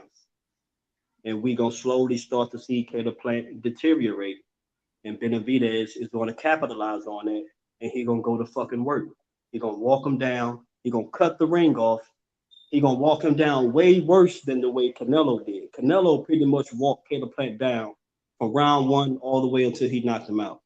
So it's really nothing new or special I've seen from Caleb Plant that made me feel any more than what I felt for him before, which is why we having this debate now. Like there's nothing special on Caleb Plant's behalf that can convince me otherwise. And like I said, David Benavidez has a 40+ point punch accuracy. Like you gonna get touched, and you gonna get touched multiple times. The speed and combos David Benavidez is gonna give this man, it's gonna throw Caleb Plant so much off his game. A lot of y'all are gonna be shocked come March 25th. And that's my rebuttal. All right, undercard, you got 5 minutes, man. Offer up your rebuttal for round 2, bro. Undercard, you there? Yeah, I muted and unmuted myself. All right, you good. You got 5 minutes. Go ahead. You started talking about security. Well, more money, more problems. After you've earned the money that I've earned, Caleb Plant, it requires a little bit more security to roll with me. I didn't need it at the Canelo. I was still a young pup on the come up. Like I said, that's what it is about being on the biggest stage. Y'all seen how Gervonta Tank Davis came to his press conference. 6'7" security with that man. That's because he knows about the money problems. Everything that David is doing from a mental standpoint is selling this fight. Every time David Benavidez gets asked a question, as it pertains to the name, as it pertains to what Plant's doing as far as the revenge tour, is only selling the fight and making people more interested in what's going to take place March 25th. Mentally, Plant is winning because he's just simply doing what he's always done. Become the instigator, come to the fight, box circles around the guy, and go for the win. That's my rebuttal. All right. That's round 2. Let me go to BF first this time. BF, who you giving round 2 to?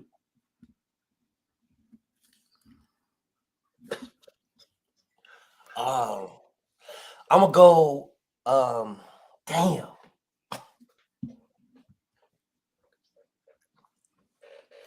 Bro, like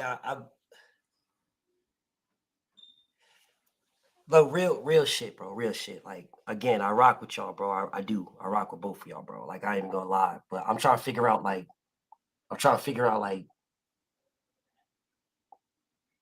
when did we get the questions? Because it's like we like all over, bro. Like, and I feel like that y'all making some good points, man. You're making some good ones, bro. But it's like y'all leaving so much meat on the bone that there's so much meat on the bone for y'all to go different directions. And I like what you know what I'm saying, with the homie Judah. I like what you said. And I like where you was going, but then you just stopped and you started talking about something that wasn't the mental warfare. You know what I'm saying? And then, you know what I'm saying, the other homie, you know what I'm saying, you started you started out where you should have been at. You was right there. And then you gave that one point about the damn website, you know what I'm saying? And then you gave the point about the damn, dog, this was tough, bro. Like, y'all have so much motherfucking meat on the bone. I'm in this motherfucking, I'm grasping for straws, like trying to find. I don't mean laugh because y'all, I mean, this is difficult for y'all, and I understand, but I'm like, God damn, Brody. Like, I'm gonna get this to the homie Upper, bro. Not Upper, but the other homie, bro. I'm a yeah, y'all got it, dog. All right, Upper Echelon, we're gonna go to you, man. Who you giving around to? Like BF said, man, they left a lot to be desired on that bone right there. Like, Judy, you started off going to a place with the pressure and everything, talking about how the pressure will build on them, but you should have elaborated more, but then you start talking about how he gonna beat him down and how he gonna do all this right there, but that wasn't the question. The question was the mental warfare. And undercard, you deviated too, but you gave me the 2 points. You gave me the point about the website, and I think the point that sealed this round for me was, why would you want to fight here when we can get paid for it? You trying to just give all this away right there. I think that was the point right there that sealed this round for me right there, because that man willing to give up this bag, cost it all, to fight right here when we supposed to be getting paid for it. So I'm gonna have to get out with the undercard, man. It was a tough round though, man. Hey, next time on the third round, man, y'all just try to stay on the subject, man. All right, let me put the poll in the chat.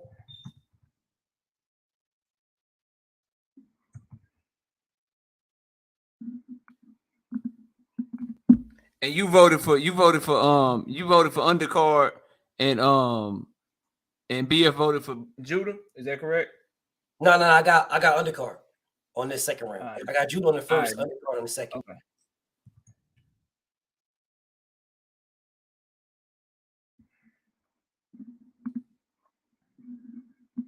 All right, I got the poll up. Look, man, I'm gonna tell y'all like this, bro. Real shit. So, didn't nobody bring up their altercation from years ago when they was actually in each other's face? I was disappointed in that. I thought that could have been a great point.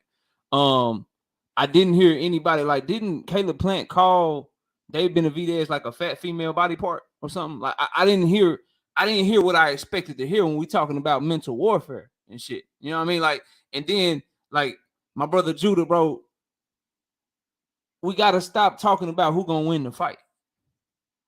There's not like what he gonna do to Caleb Plant. That didn't come up. Who wins the fight and why? That wasn't the question, bro.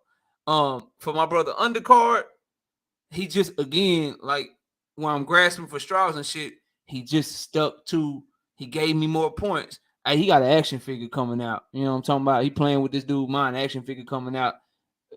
Person sold separately. Hey, he brought the Dave Benavidez point back up again. His own name don't belong to him. Caleb Plant took his own name from him. You know what I'm saying? Benavidez, he got Benavidez rehearsing his talking points and shit for the press conference and shit.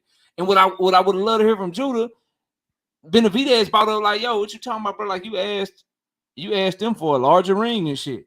You so scary. You was talking about you gotta have the blue corner, not the red corner. Like it was a lot of shit that went on in these press conferences between these two that I would have loved to hear come up, bro. So with that being said, though, again, just slightly, I just thought undercard he stuck on topic just a little bit more. Just a little bit more, bro. So I'm gonna go undercard and we're gonna move on to round 3. Final round, bro, for the debate. Let me put this up here. Look, man. Most people arguing for Caleb Plant believe he gonna win by decision. Most people arguing for David Benavidez believe he gonna win by knockout. So undercard is gonna be going first in this round. And so I want to flip it on y'all. Undercard, I want you to explain to me why Plant is gonna win, but I need you to explain to me how he gonna win by knockout. Floor is yours, man. You got 10 minutes. Go ahead. What's going on? All right, so Plant has told us that we're going to be surprised in this fight. Instead of moving around the squared circle and boxing David's head off, he's going to step to him in the center of the ring and dictate the fight. Punches in bunches, starting with the body and ending with the headshot. As you see, that left hook is deadly. Case in point, Anthony Durrell, another body shot, one punch knockout. To my observation, David Benavidez doesn't have any one punch knockout on his resume. This is going to be a great example of like Zerto versus Bivol, except Plant has the power to hurt David Benavidez. We've already seen him dropped from a hook in a fight where the guy really wasn't a puncher. David has been known to throw a lot of punches and bunches with any return fire. Throwing off 11 shots, just being very flat-footed, head center line, not really moving his feet. He jabs and kind of very lazy. I think Caleb has the skill, ability, and mental know-how to not only counter what David is bringing to the table, but make the fight difficult in the center of the ring, not moving around, not dancing, but hurting and putting a beating on David Benavidez. I think he bruises him up this fight, and he does this by doing what everyone expects him not to do, which is stand in the center of the ring and box him. He's done that before. He's gifted enough and well coached based on Breadman to step to the center of the ring and not go blow for blow, because that's stupid, but put a hurting on David Benavidez, one that we've never seen before. And I think the boxing world will be surprised. Make sure you buy the pay-per-view March 25th. This will be a boxing clinic. The sweet science of boxing is not moving around. It's hitting the guy and not being hit. I think this is how Caleb Plant wins this fight by knockout on March 25th. That's my time. All right. Let's go to Judah. Judah, go ahead, man. Give your last opening statement for the third round. You got 10 minutes. Timer starts when you start talking.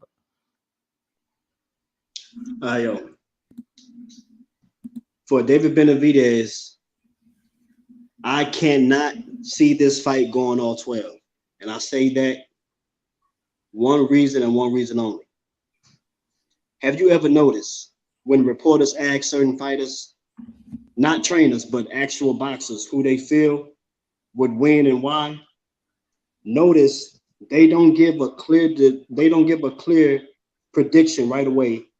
They talk for 10 fucking minutes and they go all the way around the world and talk about how good of a boxer Caleb Plant is, his ring IQ, etc. They say all that shit just to say they got David Benavidez by late stoppage.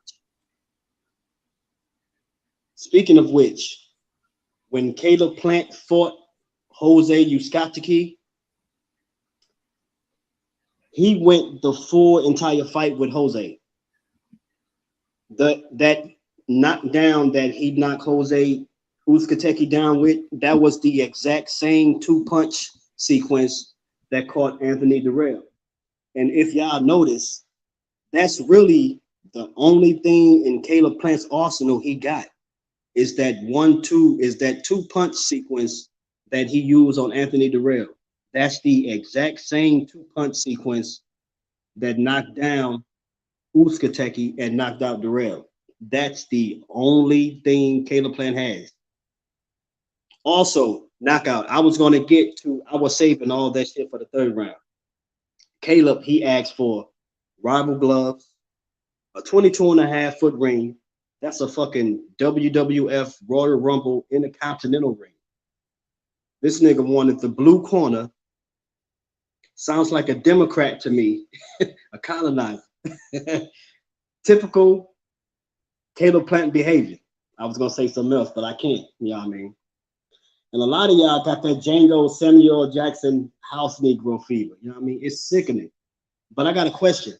Name me the last fighter Plant knocked out before he cherry-picked Durrell for a win.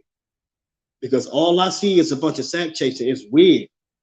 The same niggas who said Benavidez is a beast, but then in the same breath, turn and flop. And then they will say they got Caleb Plant because of certain things that said. And it's a lot of side switching I've noticed a lot recently when it comes to this fight. And it's all good. It's all love and boxing. But Caleb Plant, his power is not legit. Durrell was tagging him pretty good. David's shots will wear Plant down over time and time over in the fight. The only way I would say David Benavidez will go the entire 12 rounds is if Jose Benavidez Sr. in their corner tell David Benavidez to, you know what, don't go for the KO. Just beat the shit out of him for the whole fight so he can understand not to try these stupid antics and bullshit that he's been doing for years. Now, David has been sparring cats of likes like Kenny Pavlik, Triple G, Peter Quillen since the age of 14. Abel Sanchez to this day says Benavidez was the best sparring partner Triple G ever had at 14. Do you know what type of animal that turns you into? Look at the pedigree of fighters David has fought and sparred and punished them all. Dimitri Bivol is another boxer David Benavidez spars on the regular, and he brutalizes him in those sessions. You know what I mean? So it's going to be enough doubting come March 25th. And it's just, like I was also saying earlier, David Benavidez has a 40-punch accuracy percentage as well. With every 2 punches Plant is going to throw at him, David is going to respond with 4 more quicker counters, with more power, and with a lot more sting on the end of those punches. And like I said earlier, everybody who gave a prediction on this fight, who's a professional fighter and or trainer, all said the exact same thing. They say they got Benavidez by late stoppage. They all say Caleb Plant is going to be great for the first 3 or first half of the fight. And they all see Caleb Plant gas tank winding down, and they see Benavidez capitalizing and getting the stoppage. So this is why I say I cannot see Benavidez going in there and not knocking Plant out. I can only see a stoppage coming in this fight. And that's my time. All right, undercard, it's on you, bro. You got 5 minutes to offer up your rebuttal. He didn't really stay on topic. There's nothing to rebuttal. He talked about knockout. We was talking about decision. But I think that Caleb Plant has the power and the ability to put David Benavidez on his ass multiple times and even stop him, not only with that hook, but punches and bunches. He got the bigger ring, so that way it takes you away from what he might do, and step into him in the middle of the ring instead of moving around and having David walk him down might be the best case scenario in order to win this fight. That's my time. All right, it's on you. It's on you, my brother. Damn, Upper change your shit. That confused me. Judah, it's your turn, bro. You got 5 minutes to offer up your rebuttal, bro. Go ahead. Yeah, and I understood the question. I know what the question was.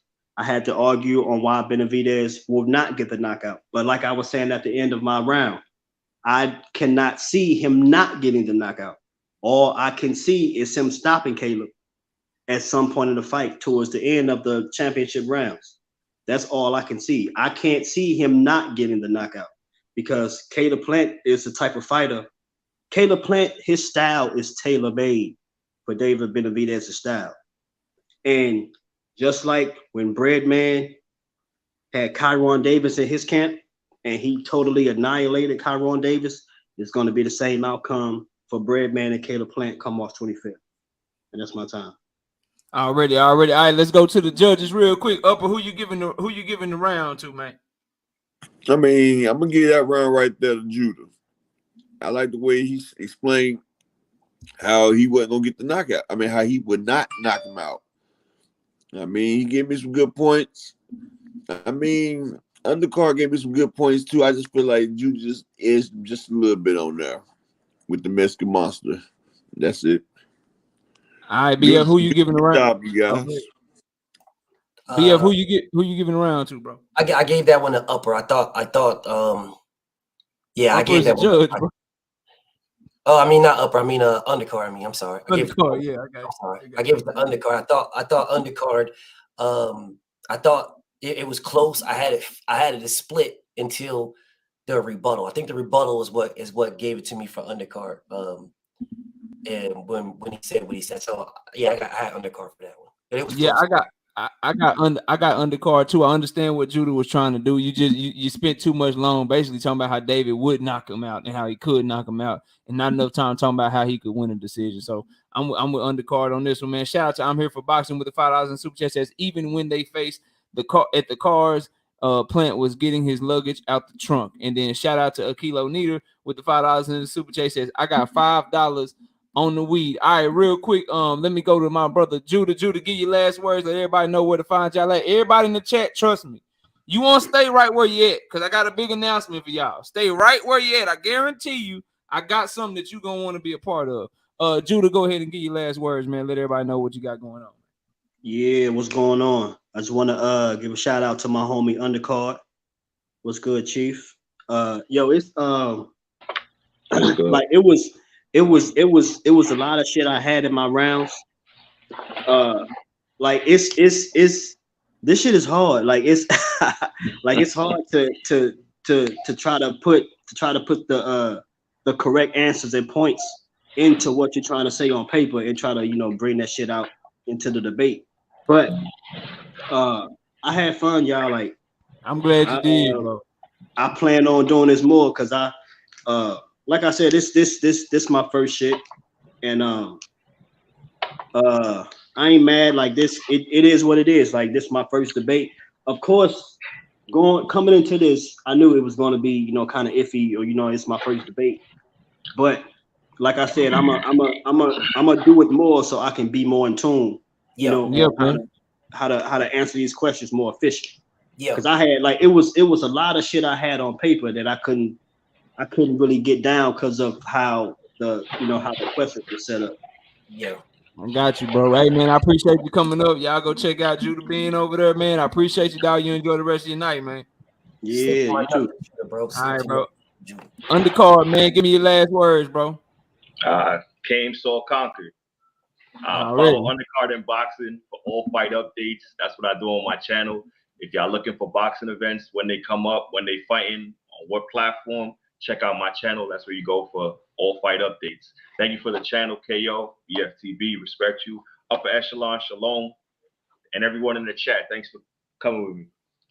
Already, bro. Take it easy, man. Shout out to Matayoel with the $10 in the super chat. Says, hi, good day. Good day to you, Matayoel. I appreciate the love in the super chat. All right, Oprah, give your last words, man. Let everybody know where to find you at, bro. I mean, y'all can find me up at Echelon Boxing on Sports Bar. And shalom to you in the card. And shalom to all the kings and princesses out there. Hey, we had a good one right here. I mean, both of them tried. It was their first time. Shit. Hey, that's it. I'm going to holler at y'all, man. All right, bro. Peace out, man. All right, man. Y'all might be wondering why I got my screen shared and shit, and why I got a coin flip and shit. And y'all see who we got up here. So we figured we about to do this debate all over again. We gonna go off our head, me and BFTB. We about to have a David Benavidez, Caleb Plant debate, but we don't even know which fighters we want to do. We don't even know which fighters we gonna do. So we about to flip to see who gonna argue what side. All right, that's what we gonna do for y'all just real quick. You know what I'm saying? Something like I got about 30 minutes. He got some time. We about to get it in for a little bit for y'all one time, man. Just to have some fun with these same questions that our brothers just did. So, BF, man, you got heads and you got tails, man. What you doing, man? I mean, it's your show. I'm the B side. So you tell me what it is. If you want me to pick, I'll pick. All right, now I'm gonna flip it, and then if I land on what I say it land on, then I pick your fighter. You the A side, dog. Right. I'm gonna put your ass on a rehydration clause. You the A side, dog. All right, here we go. I got heads, by the way. All right, they landed on tails. Damn, you get to pick my fighter. Who am I arguing for, man? You gonna argue for Benavidez? I'll give you Benavidez. All right. Hold on. Let me get this shit right, man. Let me catch this super chat, man. Y'all hit my like button, man. Y'all hit my like button real quick. We figure we have a little fun with y'all tonight, man. Let me see. I thought I said. Oh, there they go. All right. Shout out to Big Dog Willie. In the super chat with the $2 says Con invented the debate. So y'all fools don't forget. Yeah, I know, Big Dog. I know, man. Let me see. Dahlia with the $5 in the super chat. Appreciate the support. All right, y'all. Look, man. Here go the question, bro. Question 1. Do I gotta go first too? You don't. I mean, we only going like 4 minutes each round, real quick. Yeah. You know what? You the A side, bro. You pick. All right, you go first, because I gotta argue for David. I gotta listen to you and shit. So I got 4 minutes, man. Y'all, go ahead, bro. We got the first question. Who has put more pressure on himself to deliver a great performance, bro? You got 4 minutes, man. Go ahead and talk that shit. So Benavidez has put more pressure on himself for a great performance. He's put way more pressure on himself, bro. He's doing a lot of weird ass antics. He's doing a lot of weird ass shit that requires him to fulfill what he said he's going to do. You know, you can't be running out here talking about you're going to stop this man, you're going to knock this man, you're going to do all this. You're doing all this goofy ass stuff now. Now you got to go in there, you got to do it. All right. You put all this on yourself constantly. You want to go outside and fight. You want to do all this. You're putting all this pressure on yourself. All of this. Everybody's looked at you. You're the Mexican monster. Mike Tyson, Mexican monster. There he is, the Mexican monster. You putting all this. Caleb don't got none of that. He don't have none of that. He don't got any of it. None. Matter of fact, he's not supposed to win. The Mexican monster is supposed to win. He's supposed to go in there and body him. He's supposed to go in there and stop him. Canelo stopped him. Canelo knocked him out. He's supposed to go in there and follow through. You know how much pressure that is for the man to go in there and not knock him out when Canelo did? Bro, this man put mad pressure on himself for that, bro. He can't. For him, it is knockout or nothing. If he doesn't stop this man, they're going to call this man a bum. As a matter of fact, he put so much pressure on himself that even if he wins, if he doesn't knock Caleb Plant out, Canelo don't need to fight him. Canelo don't need to fight him because Canelo knocked Caleb Plant out. So all this, I'm going to knock Caleb Plant out. I'm going to stop Caleb Plant. I'm going to do all this, all that stuff now. If you don't do it when Canelo Alvarez did, Jesus. And we talking about you the mandatory? Well, we already know Canelo don't worry about mandatories. That's supposed to be the prize, right? That's the prize, right? The prize is Canelo, right? That's the prize. That's what they're doing this for, right? Well, if Canelo stopped Caleb Plant and he doesn't stop Caleb Plant, oh my God. He put so much pressure on himself. He put so much on his shoulders. All Caleb Plant has to do is go in there and win. That's it. This man's got to go in there and outdo Canelo Alvarez. The pressure is insane, bro. The amount of pressure on this man, and you can tell. Look at his responses, bro. Look at how he be talking in the press conference. I understand selling the show. I get it. But come on, dog. Caleb Plant is in this motherfucker with his hands in his pockets like, what's popping? But we good. This man is in here. I'll save that for the second round. But I'm sitting here like, hold on a second, dog. This man got the pressure on his back. Bro, this is Samson. This is Jesus, bro. Carrying the cross. Man, he's got to stop this man, dog. He's got the amount of pressure on Benavidez is insane. It's bonkers, bro. Everybody, you look in the comments. Oh, he's gonna stop him. He's gonna stop him. He's gonna stop him. You go around. It's gonna stop. How many people you see saying David Benavidez is going to beat Caleb Plant on the scorecards? Not very many. As a matter of fact, I haven't heard anybody say it. I've heard no one say that Benavidez beats the man on the scorecards. But Caleb Plant can win on the scorecards. That man needs to knock him out. I'm not going to put too much on you because I know you got a lot on your plate. Already. All right. I got 4 minutes, man. Let me go ahead and start this time. Look, man, it's clear that Caleb Plant got all the pressure on him. Number one, last I checked, ain't Caleb Plant pushing 30? Hasn't Caleb Plant lost a fight already? Isn't Caleb Plant about one loss away from being somebody's fucking journeyman or something, bro? He done already got his ass whooped by Canelo.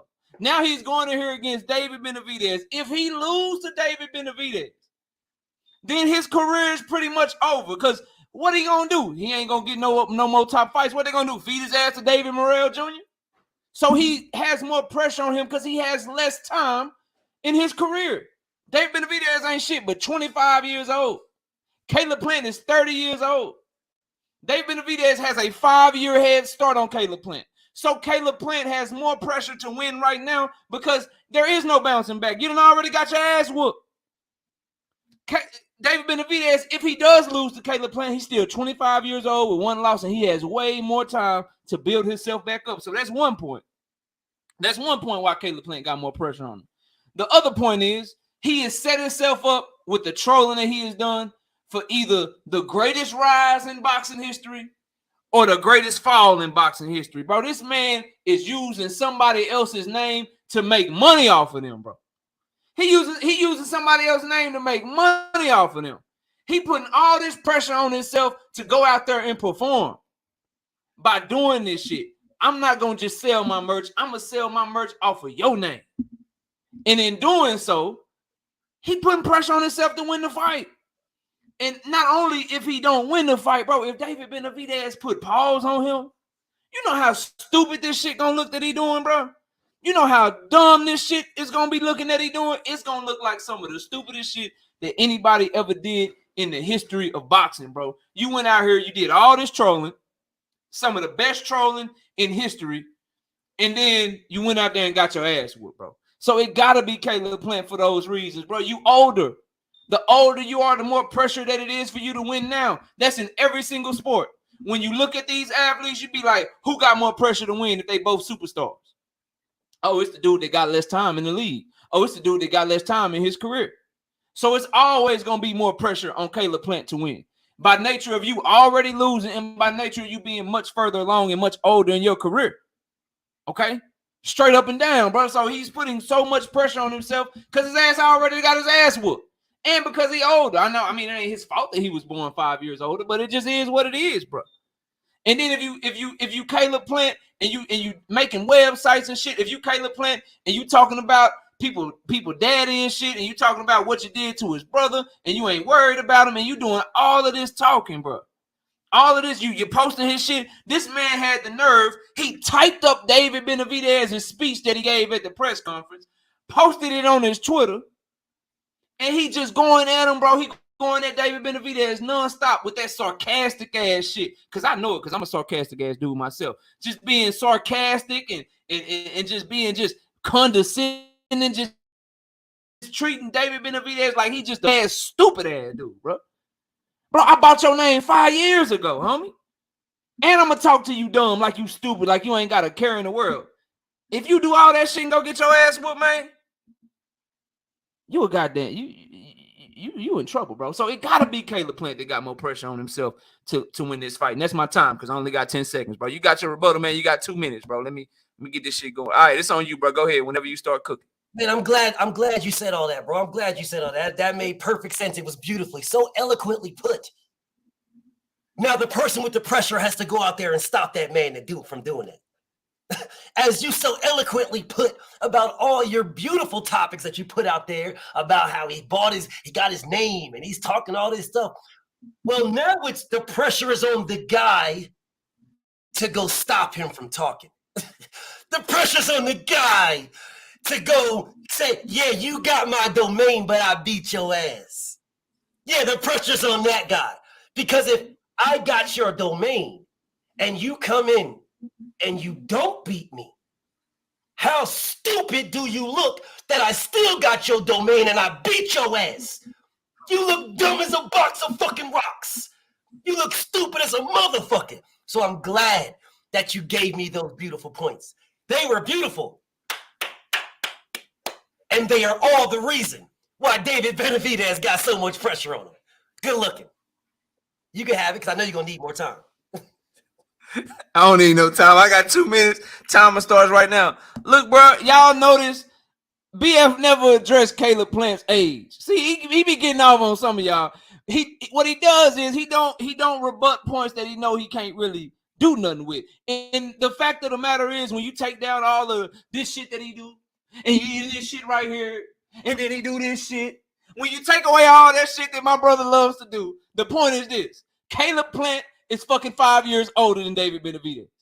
Caleb Plant has more pressure on him to win right now than David Benavidez does, bro. It's just that simple. Because if he doesn't win, he is a 31-year-old with 2 losses coming off of back-to-back losses at the top level. When you lose at the top level multiple times, they knock your ass down a notch. Now you got to build yourself back up.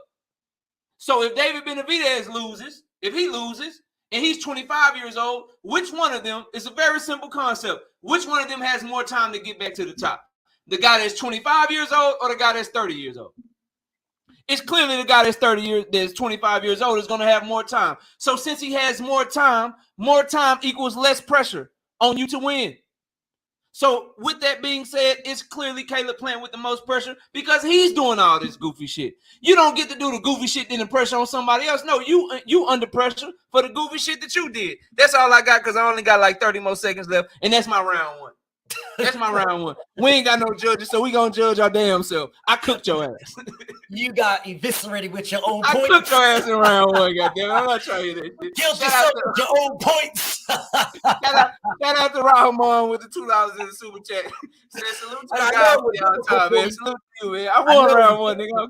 I know it was difficult for you, which is why I went short because I was gonna go on to that. Put up a poll. I got y'all. They want a poll, man. Yeah, go ahead and put up a poll. Put up a poll. I was gonna go on that point you said, but I know it was difficult for you because you didn't want to do Benavidez. You wanted Caleb Plant.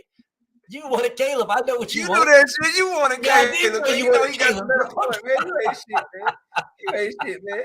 That's why I didn't go in so deep, bro. I'm modifying the poll. It say who won round one. BFTB. Hold on, I put yes or no. Hold on, let me in there. No, I didn't mean that. Hold on. I'm gonna make a modification, y'all. I don't care what y'all say. This is my shit. So I don't care what y'all say. Who won round one? BF, KO, or watch this shit. Watch this shit. You gonna put a draw on that bitch? Hey, so who won round one? BF, KO, or the chat? Hey, who won round one? BF, KO, or the chat, bro? You know what I'm talking about? All right, round two, man. You gotta go first, man. Nah, I went first. You gotta go first now. No, I went first. No, you didn't. I went first. You just go last. It's on me. All right, 4 minutes. Go ahead. Who is winning?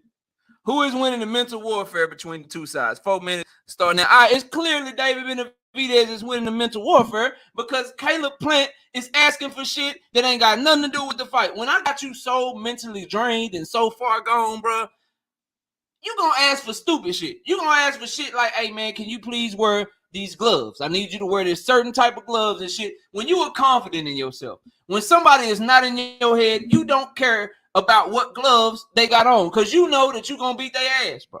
You know there ain't nothing they can do. You the better fighter. You got this shit in the bag, bro.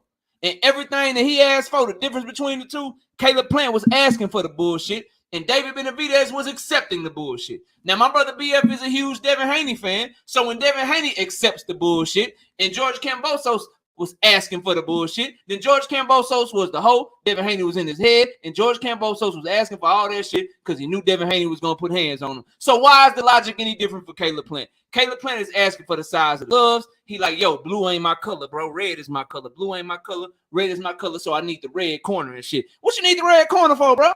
Why do it matter if you confident in somebody ain't in your head mentally and shit? Why you doing all that shit, bro? Being all extra and shit. You ask for stupid shit like that. You ask for stupid shit like that when you ain't confident in yourself, when you ain't strong mentally, when you losing the mental warfare battle. That is when you ask for shit like that. Furthermore, Caleb Plant doing all that extra shit about the DavidBenavidez.com and selling all this merch and shit and trying to mock David Benavidez and shit. All he doing is making the ass whooping worse. That's all he doing. He and David Benavidez had. David Benavidez is telling us that he gonna do the same shit to Caleb Plant that he told us he was gonna do to David Lemieux. The same shit that he told us he was gonna do to Darrell. The same shit that he told us he was gonna do to every fighter before Caleb Plant. He even got a quote. He said, "Nah, I mean, I'm gonna do what I do. I got what 26 fights and 23 knockouts, so I'm gonna knock his ass out. I know that if I touch him, I know that if I put paws on him, I'm gonna beat his ass." So it's clearly got to be Caleb Plant who's losing the mental warfare battle and David Benavidez who is winning it, because who's asking for the bullshit? Who's asking for shit that ain't got nothing to do with the fight? It's Caleb Plant. And he's asking for a bigger ring. If you so smooth with it, you know what I'm saying? If you white chocolate Jason Williams out this motherfucker, how much time I got? Because I ain't going over on my brother. I got 1:30. If you Jason Williams out this motherfucker, white chocolate and shit, and you got all these skills and shit, what you need a bigger ring for? Why you asking for a bigger ring if you confident in yourself? If you ain't worried about David Benavidez putting hands on you, you got to be worried about this man putting hands on you, or else you wouldn't ask for a bigger ring, bro. If you was confident in yourself, you'd be like, yeah, I'm good. I'm straight. I don't need no help. I'm good. Whatever y'all want, we can get it popping. But this man needs a certain type of gloves to fight David Benavidez. He needs a certain size ring to fight David Benavidez. And he needs a goddamn certain corner that he got to come out with to fight David Benavidez, bro. That's sucker shit. That means you losing mentally. Meanwhile, David Benavidez is like, yeah, I take that shit. What corner? I don't give a fuck. I take that shit. What's the size of the ring? I don't give a damn. I take that shit. I'm going to put hands on your ass. Clearly, he's being the stronger mental fighter right now. And that's all I got. That's my time. It's on you. Oh, you ready? Oh, okay. All right. Okay. So my brother KO told y'all a bunch of stuff. He told you about Dev and, Dev accepting all the terms because, Devin wanted to fight and blah, blah, blah. Did it take Devin 3 years to do that? The answer is no. Well, the last I checked, they was trying to fight in 2020. When Benavidez team said they need more time, they not ready. So I'm trying to figure out if you were so mentally ready, why weren't you mentally ready back then? The last I checked, I'm looking at the press conference, David Benavidez was jumping up, talking about, I'll fight you right now. I'll do all this stuff right now. We go outside, Robert. He looked rattled to me. He looked real rattled to me. We'll go outside and fight. Either you're rattled or you're lying, because you ain't going outside and fight. Because when you was in the gym, standing behind your brother, when Caleb Plant was in the gym, you didn't fight Caleb Plant. But you'll go outside and fight Caleb Plant, right? Okay, all right, I understand. Bottom line is Caleb Plant been in this man's head. As a matter of fact, Caleb Plant has been winning the mental warfare before they were even talked about fighting. Caleb Plant bought this man's domain before the conversation of them fighting each other ever happened. Facts. He bought his domain in 2018. Caleb Plant he was a contender. He wasn't even a contender for the WBC. He's been in this man's brain for longer than David Benavidez was even worried about this man. He's been in his mind. Bought his domain way back then. Been putting in work on this man all this time. Had a fight for those guys to fight in 2020 that David Benavidez pulled out of. Wasn't ready. I'm trying to figure out how are you? You're a champion, bro. You're a champion. At the end of the day, this man has already been there and done that. Caleb Plant has. Benavidez has not. The fight that they won is Canelo Alvarez. He's already fought him. He fought him in defeat. Doesn't matter. He fought him. He's been there and done that. He's very calm, very cool, very collected. You don't see this man jumping up around and talk about, oh, let's go outside and fight. Let's do all this. You don't see none of that. None of that, bro. None. Man, Caleb has been owning this man for half of a decade. Damn near half a decade, bro. He's been in this man's skull for half a decade. So, where every time you talk about big fights, you see Benavidez talking about Caleb Plant. Benavidez. But when you talk about Caleb Plant is saying, bro, we tried to fight him. He didn't want it. Sounds to me like the guy who's in somebody who's literally been in his head for half of a decade. Been winning for half a decade. It's Caleb Plant. Not Benavidez. It's Caleb Plant. Benavidez wants what Caleb Plant already had. The Canelo fight. That's what he wants. Told him to his face, I didn't lose my belt for coke. Didn't raise his voice or nothing. I didn't lose my belt for coke. When he said that, what happened? Benavidez damn near jumped out of his chair, flipping over ready to do something. He was all emotional damage like a motherfucker. I didn't lose my belt for coke. Nigga damn near jumped out of his seat. Well, changed the whole subject because Caleb has been in his head. He's been in his brain. He's still there now. Still, to this day, still in his brain. This man don't even know what to do without Caleb Plant. It's Caleb Plant and then the prize, Canelo. Caleb Plant, the prize, Canelo. No, nobody else. No other fighter. It's Caleb Plant, the prize, Canelo. It's like the key to Canelo is Caleb Plant. I'm pretty sure that would be in your head if the key to Canelo is Caleb Plant. Caleb Plant already fought that man. So Caleb Plant clearly won and is winning the mental warfare. That's time, bro. That's time. That was a good round, bro. 2 minutes on me to rebuttal, and the time starts right now. So the points that you're making about Caleb Plant being in David Benavidez's head because Caleb Plant bought his domain 5 years ago, that means Caleb Plant was the one thinking about David Benavidez. He's the one out here doing all this extra shit to try to do some shit with David Benavidez. He's the one thinking about him 5 years ago. So Benavidez was actually in his head 5 years ago because he was the one that was out here doing the bullshit. Like, I'm gonna go do his name. I'm gonna do this. So you making a website with my name before we even start talking about fighting? But you in my head though? Nah, bro. He in Caleb Plant head. And furthermore, with your 2 minutes, what I'd like you to address, if Caleb Plant is so rock solid, if he's on such sturdy ground, why he care what corner he come out of? Why does he care how big the ring size is? Why does he care about shit like that? Why does he care about walking out last first? All this extra shit that got nothing to do with the ring because he's trying to hype himself up. He's trying to make himself seem confident. It's false confidence. It's false bravado. David Benavidez ain't just emotional with Caleb Plant. He ain't just stepping to Caleb Plant like that. I saw what happened with him and Jamal Charlo. When Jamal Charlo was talking all that shit and they saw each other face to face. Same reaction. We can get it popping right here. I know we had a fight. I know this shit supposed to be professional. I know that that's how we supposed to carry ourselves for the PBC event, but I don't give a damn. You want smoke? I want smoke right now. I want smoke right now. So what's up? He's just doing him the same way.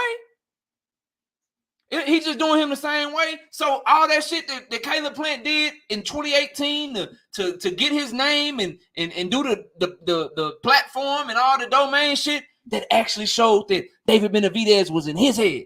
Because he was thinking about David Benavidez before they even started talking about fighting, bro.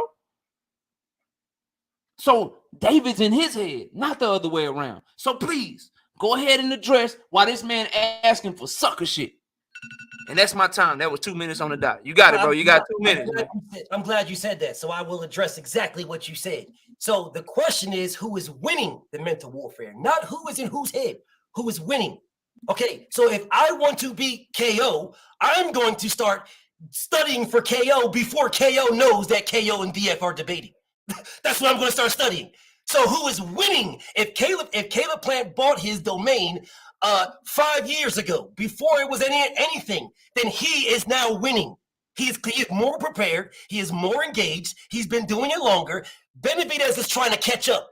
So the question is who is winning? Clearly Caleb Plant. He's got a head start. Okay, so now you want to talk about the ring size and all these type of things right there. That's more winning the mental warfare. More winning it. Correct me if I'm wrong, but didn't Caleb Plant lose to Canelo Alvarez? Isn't David Benavidez undefeated? Isn't David Benavidez the number one guy? Why is he giving this up? Why? Because emotional damage. That's why. This man is in his head and has been there since 2018. So now he is giving things up. The emotional damage, losing the mind game, losing the mental warfare. His stupid ass is giving things up for no reason. He's the A side. He don't need to give up nothing, but he is giving him up, and he's going to get beat because of it. There's no reason for him to have a bigger ring size or to come out first. David Benavidez should be dictating terms. David Benavidez should be coming out last. He's ranked number one. David Benavidez should have all of these things, but he's not because he's emotionally beaten. Time. All right, y'all. The poll is up in the chat. We got round 3. We speeding through this. I hope y'all enjoying this shit. And shout out to I'm Here for Boxing with the $2. Says this should be on pay-per-view. Nah, for what, bro? We do this all the time. It's no pay-per-view. This is fun, bro. And we kind of got the vibe from the chat. So we was like, I hit BF up. I was like, yeah, you got some time, bro. Let's try to have some fun, bro. You got some time. You're like, yeah, I got you. All right, bet, bro. So same round 3, man. It's who go first, bro? It's on me this time because you. Okay, all right, yeah. Same round 3 that we just had. BF got 4 minutes. He got to tell us why Plant gonna get the knockout. All right, go ahead, BF. It's on you. You got 4 minutes, bro. Okay, bet. David Benavidez is more than likely going to get knocked out. If that happens, I got the reason why I have Plant knocking him out is because David Benavidez is trying to get the knockout. David Benavidez has all this pressure on him, where he has to go get it. He has to do better than Canelo. He has to show the world he's the Mexican monster. He's got to prove that Mike Tyson adage that gave it to. He's got to prove that. Well, in trying to do that, for a fighter that doesn't have to do that, he's going to run into something. And when he runs into something, Caleb Plant is going to drop him. And here's the problem with that. Here's the problem. David Benavidez has never been in that situation. Now, he has been dropped by a jab, so he can be dropped. But I think Caleb Plant is going to KO him. I think he's going to knock him out. And the reason why, when you're overexerting yourself, trying to get that, walking around, following this man. Now, we know Caleb Plant can fight on the back foot. The problem that people have with Caleb Plant is the gas tank. That's the problem they have with him. But what if Benavidez tries to get him out of there early? Well, if you try to get him out of there early, you're putting all this pressure on him, which he's known to do. I'm a pressure fighter. I'm going to get in there and I'm going to walk him down and blah, blah, blah, blah, blah. The same thing Darrell did. I'm going to walk him down and blah, blah, blah, blah, blah, and got caught and got put to sleep. Now, David Benavidez, in this ring that you just talked about, this big old ring, is going to have a lot of walking to do. That means Caleb Plant will be on the back foot probably the whole time. So if I'm on the back foot, all I got to do is stay on the back foot. I fight on the back foot. I'm very good on the back foot. We haven't seen Benavidez fight on the back foot because he can't. That man is a front foot fighter. When he fights on the back foot, he clams up. So I don't expect him to be in the back foot at all. He's going to be in the front foot, which is going to allow Caleb Plant to pause, catch this man, and put this man to sleep. To sleep, bro. And if you don't put him to sleep, he's damn sure going to drop him. But I think he's going to put him to sleep because that man's going to walk right into it. It's like a truck running into a wall. Yeah, you're just running into it. Not even a truck running into a wall. It's a truck running into a truck. So you going forward, you ready to put this pressure. I'm doing all this pressure. Okay, keep that pressure. So I'm going to keep moving back, stamp, and I'm gonna motherfucking Wilder Hellenius his ass and put him to sleep. And then everybody's like, oh God, I can't believe this happened. And then you're going to see Caleb Plant with the shovel again. Get him out of here. Time. Already. I got 4 minutes. David Benavidez can win by decision because Caleb Plant has a bad gas tank. David Benavidez has a good gas tank, and he has a much higher punch volume. So the way that David Benavidez can win by decision is by outworking Caleb Plant. He don't have to knock him out. It's going to come down to whether or not Caleb Plant is tough enough, whether or not Caleb Plant can last the whole fight. And I think with all this damn DavidBenavidez.com and all the shit that he's been talking and they dislike for each other, this going to be a fight where neither one of these fighters gonna say uncle. They ain't quitting, they ain't giving up, and he almost went the distance with Canelo, and he was very competitive in that fight. The ring size will also help him be able to get around the ring, be able to hide from David Benavidez, be able to make it harder, as BF did say, for David Benavidez to cut him off. But David Benavidez will eventually cut him off. And when they get into those exchanges, he is going to outwork Caleb Plant, which is going to allow him to win more rounds than Caleb Plant. The key is we know what's going to happen the deeper that this fight goes. This is a fight where Caleb Plant is going to front run, probably be doing very good for the first 5 or 6 rounds. But what does history tell us? About round 7, round 8, you might as well put those rounds and just throw them away for Caleb Plant, because he's a fighter that depends on his reflexes. He's a fighter that depends on being fast. And as you get tired, your reflexes slow down. But since you fight with your hands low and you fight in the shoulder roll predominantly, that's going to make you easier to catch as the fight gets later on. So as long as David Benavidez can win 3 of the first 6 rounds, 2 of the first 5 rounds, he is going to sweep the back half of the fight, getting in the mind of the judges that he's been dominated, because he judges, they always look at what you did most recently, and usually the guy that wins the championship rounds is the guy that gets the decision. So as a result of David Benavidez's work rate, they judge also on effective aggression. He will be the one on the front foot the whole goddamn fight. So he will have the better chance at getting their judges on effective aggression, his work rate, his punch volume, and they love pressure fighters. They fighting in Las Vegas, I believe. Don't state that as a fact. I'm not sure. I think they are, but they love pressure fighters there if they are fighting there. But overall, judges overall, they like the person that looks like they're making the fight. They look like they're trying to fight versus the one that's going away, the one that look like he might be backing off from the action. So because of his work rate, because of let me see, I got 1 minute and 30 seconds. Because of his work rate, because of him moving forward and being the one going forward, and because he has a better gas tank than Caleb Plant, David Benavidez most definitely can win a decision against Caleb Plant. And there's no question, no ifs, ands, or buts about it. That's my time, bro. You got 2 minutes for your rebuttal, man. Timer starts on you. I'm glad you said that. So you're telling me that David Benavidez, if he can win on decision, you're telling me that David Benavidez don't have the punching power to stop Caleb Plant. So if David Benavidez don't have the punching power to stop Caleb Plant, David Benavidez is not going to get a Canelo Alvarez fight, which again goes back to the pressure that is put on David Benavidez for the KO, which goes right back into line with my stance that he's going to open himself up to getting knocked the fuck out him damn self because of the pressure that he will put on himself for the stoppage. Like my brother KO said, if Benavidez is walking him down and doing this, do you really think Benavidez is just going to pause? Let me just win on points. Let me just pause. No, Benavidez is going to smash the gas. He's not going to try to win on points. He's going to smash the gas. Can he win on points?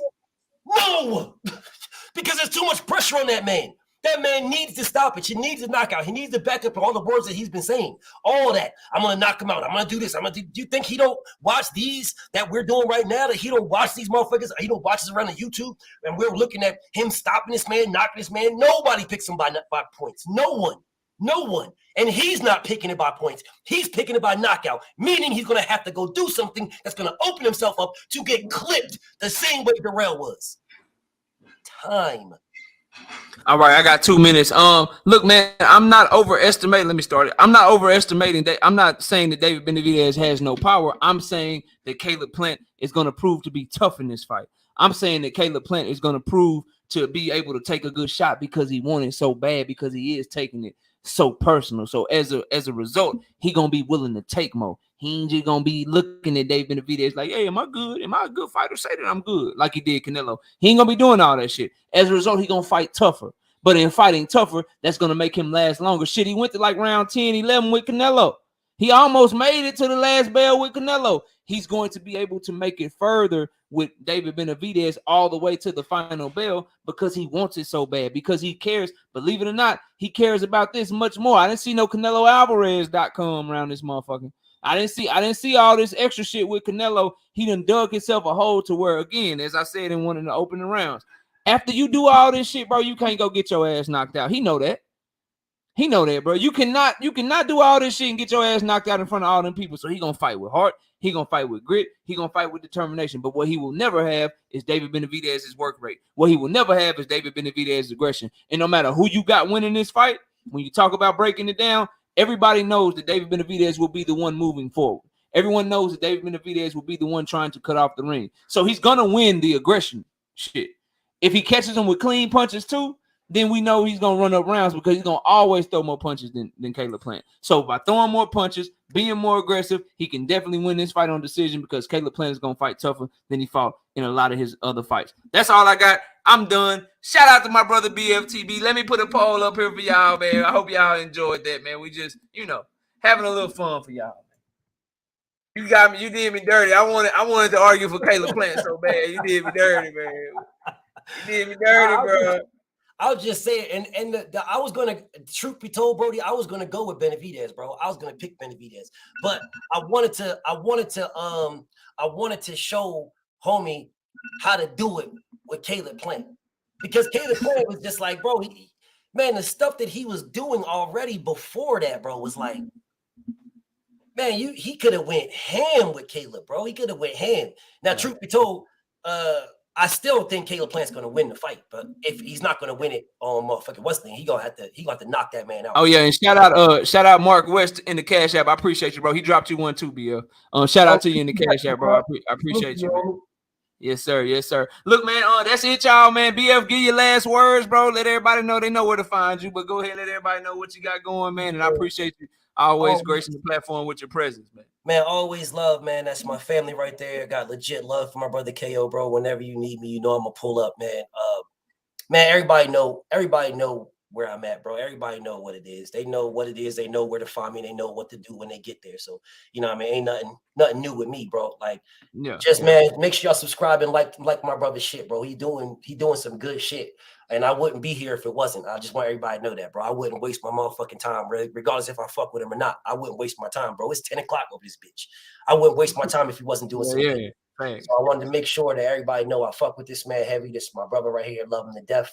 You know what I'm saying? And whenever he need me, bro, I'm a phone call away, bro. I'm out of here, man. Peace and blessings. All right, bro. Peace out, man. Enjoy your night, dog. Hey, man, shout out to everybody in the chat. Real quick, Doug Right Side will be live after this, man. So y'all go check out Doug Right Side.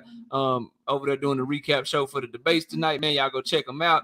And shout out to everybody that came through. Miss Knockout Boxing 86, my wife in the building. Salute, baby. Nick J, I see you. Bumpy Thompson, I see you. Omega Red. Brian B, King B Falcone, Sheena in the building. JV in the building. Dahlia in the building. Rahman, I be who I be. Jerome King, Big Ray, Robert Singleton, Freeze Trump. The Truth, everybody, man. I appreciate y'all. Hope y'all enjoyed the show tonight. And we getting it popping, man. We trying to do big things over here. So y'all, we dropped. Let me see. For the members, y'all got two more debates.